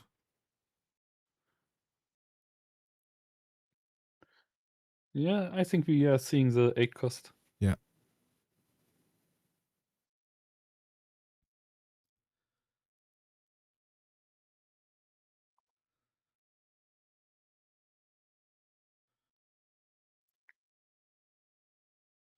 I mean, if you take, that's kind of risky, yeah. Mm. But Seems like he didn't have any events, because otherwise, like, an 8K swing, you're definitely throwing the event on if you have one. Oh, he's doing it in live? Yeah, I mean, there's not really a point in putting it on board, I think, because otherwise you have 5 characters on board. Yeah, okay. Yeah, if he puts him on board, he will just attack live. Yeah, he will attack live once, then pops the, like, attacks live first, then pops the Absalom after. And yeah, next turn we can push a lot, and he's already at 2 life, so if we just burn 1 more life next turn, which seems quite likely, we have 8 cost, we have 4 characters on board, of which probably like 3 of them stay, so we can just attach a bunch of Don swing, and just burning 1 life is enough, so that Boar probably just wins the game on the spot, because we put him to 0 with Boar. We don't have to rest our bot on the Boar turn, because we put him to 0. So we don't lose any of our bot to Nashjo. But yeah, that's what, the 10 or 11k swing Wow. based on trash. I mean, it's probably 11. I don't think he's swinging 10 at Gecko.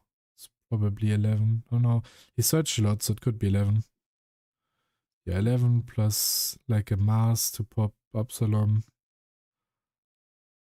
That would be quite good, because then we still have...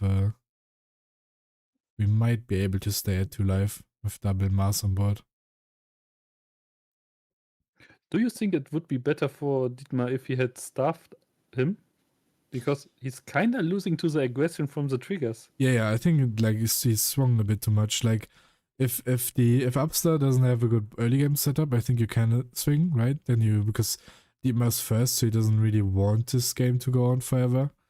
But since Upstar had like basically the perfect start, I think swinging was a bit risky. Yeah.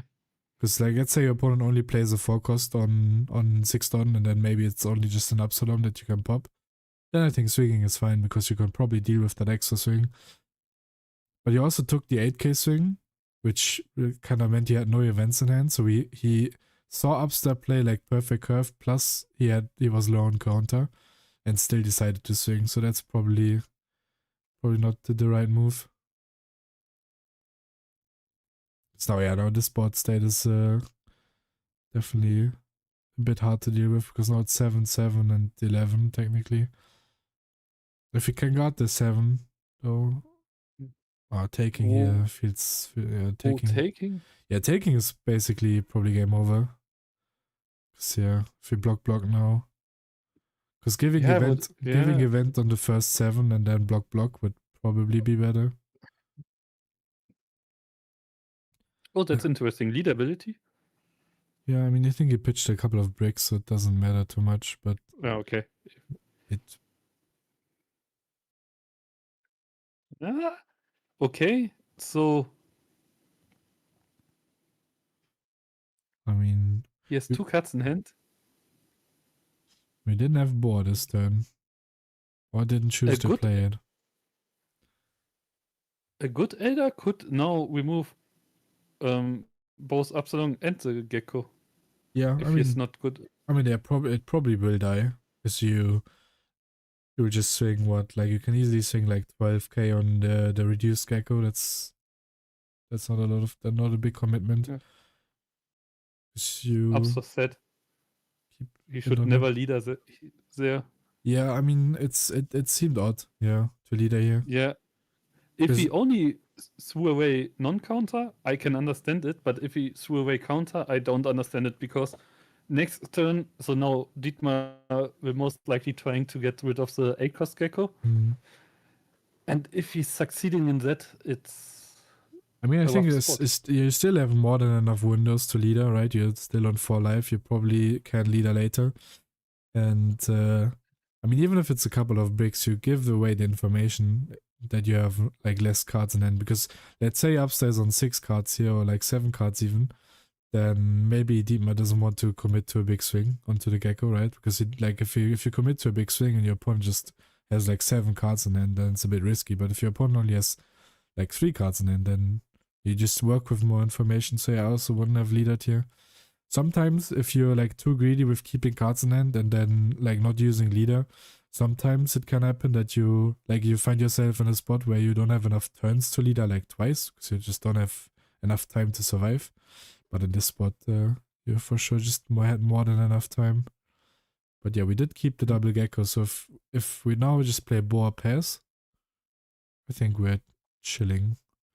Like You having could Hawk, also maybe the turn before you just don't attack with the gecko, and because he had only blocker. yeah, I think that also was a bit odd that we did swing the last gecko because we already got the life from Dietmar, so that's all we wanted, and then we just put our 8 cost at risk of dying. Yeah, I mean, not seeing boar here is a bit unfortunate. If we had Hawk back on board, we could maybe like pop it into a Lilith to find one. But yeah, if you pet boar here, then it's just insta boar pass because we have 6 life. Then your opponent has nothing to swing at besides our leader, and he has 0 life, right? And we also don't give him the walk redraw. So yeah, just having boar here would make our life a lot easier, but still looks pretty good because we only have 3 cards in Dietmar's hand. So even if we swing the geckos here, it's probably gonna be because it's probably gonna be blocked, right? And then this Hawkback grabbing probably 6 cost. Moria will summon a Perona that stuns the Nashiro. So we can still do 7, 11, 11, right? So then we get at least this, probably the 7 will be counted. And then we could also just pass if we wanted to. But I think, yeah, we're just going to Perona if we have it. Yeah, that stuns the Nashiro. Yeah, and then 7, 11, 11. I think we can commit to the 11s. Depending on what Dietmar does here. If Dietmar takes, we for sure do the 11s, right? Or do we? Do we just pass here? Because those are double block anyways, right? I think I pass here actually. I think I don't swing. Because why? Yeah. We're not in the risk of dying. Yeah, we're not in the risk of dying. Yeah. Now our echoes are exposed.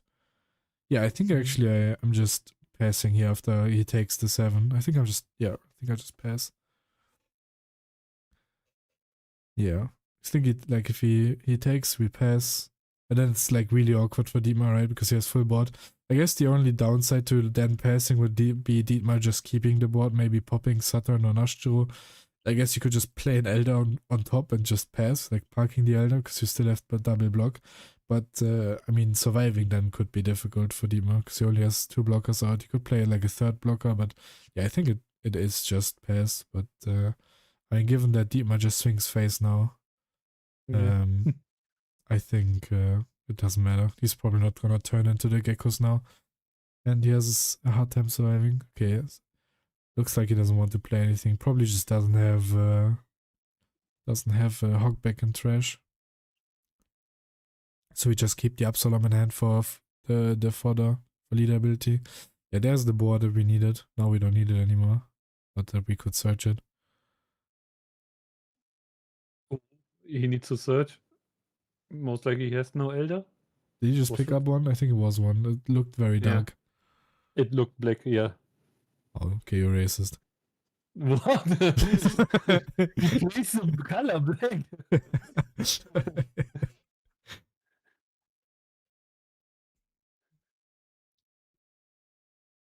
So. We did lead already on the Nashto, right? Yeah, so yeah. Couldn't pitch the Sharia.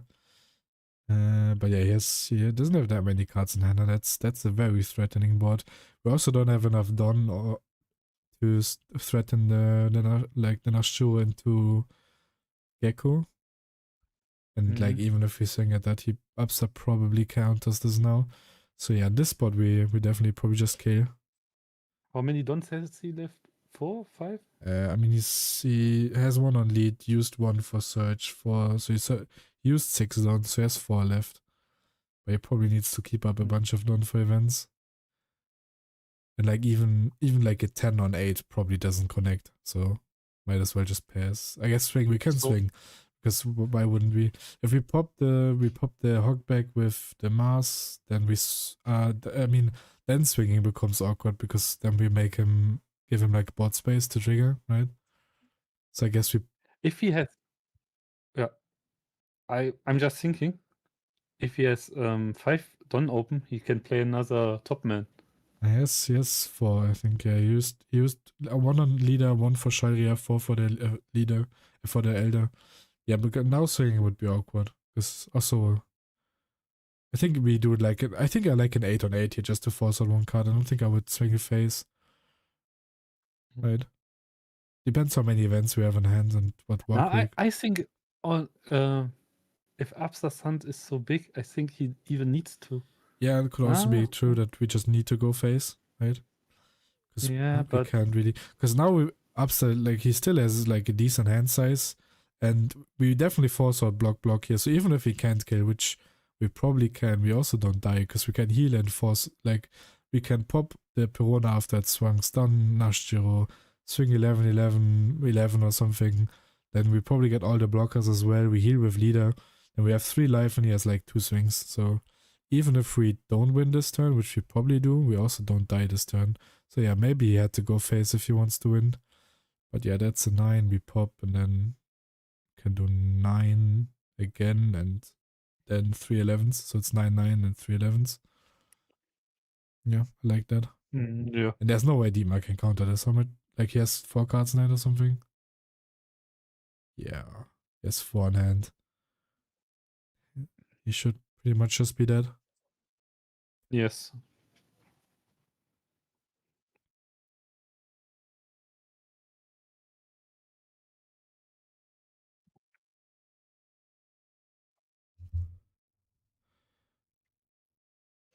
Nah, yeah. I think there's no way. If you know goes 9, he needs the other 2 hands and then 11 block, and 11 life. Yeah. Yeah, I mean 2 in hand. That's just like even if that's like +4 and 1k, like how do we get out of the 11s with 1 card? It's Do you just think math. Absa will discard 3 cards on his last attack? I hope so. Just, I mean, I would. Swing 5 would be funny. I just conceded. Hmm. So, is the card with the white paper I don't know. also war? It must be a different card because why would you have paper on some cards and paper on others? First win for Moria, as if there was like 10 Moria games already. It's just 2. I might be more than 2 actually. I don't know. It's 2 on stream. I don't know if we had more than 2 in the league. Could be. I can say one of my next games will be a Moria Yeah, that's game. true. That's true. You played Moria today. Spoiler. But yeah, that was it for the stream. Thanks for watching. And thanks for being here, Proda. No problem. Thank you. Bye bye.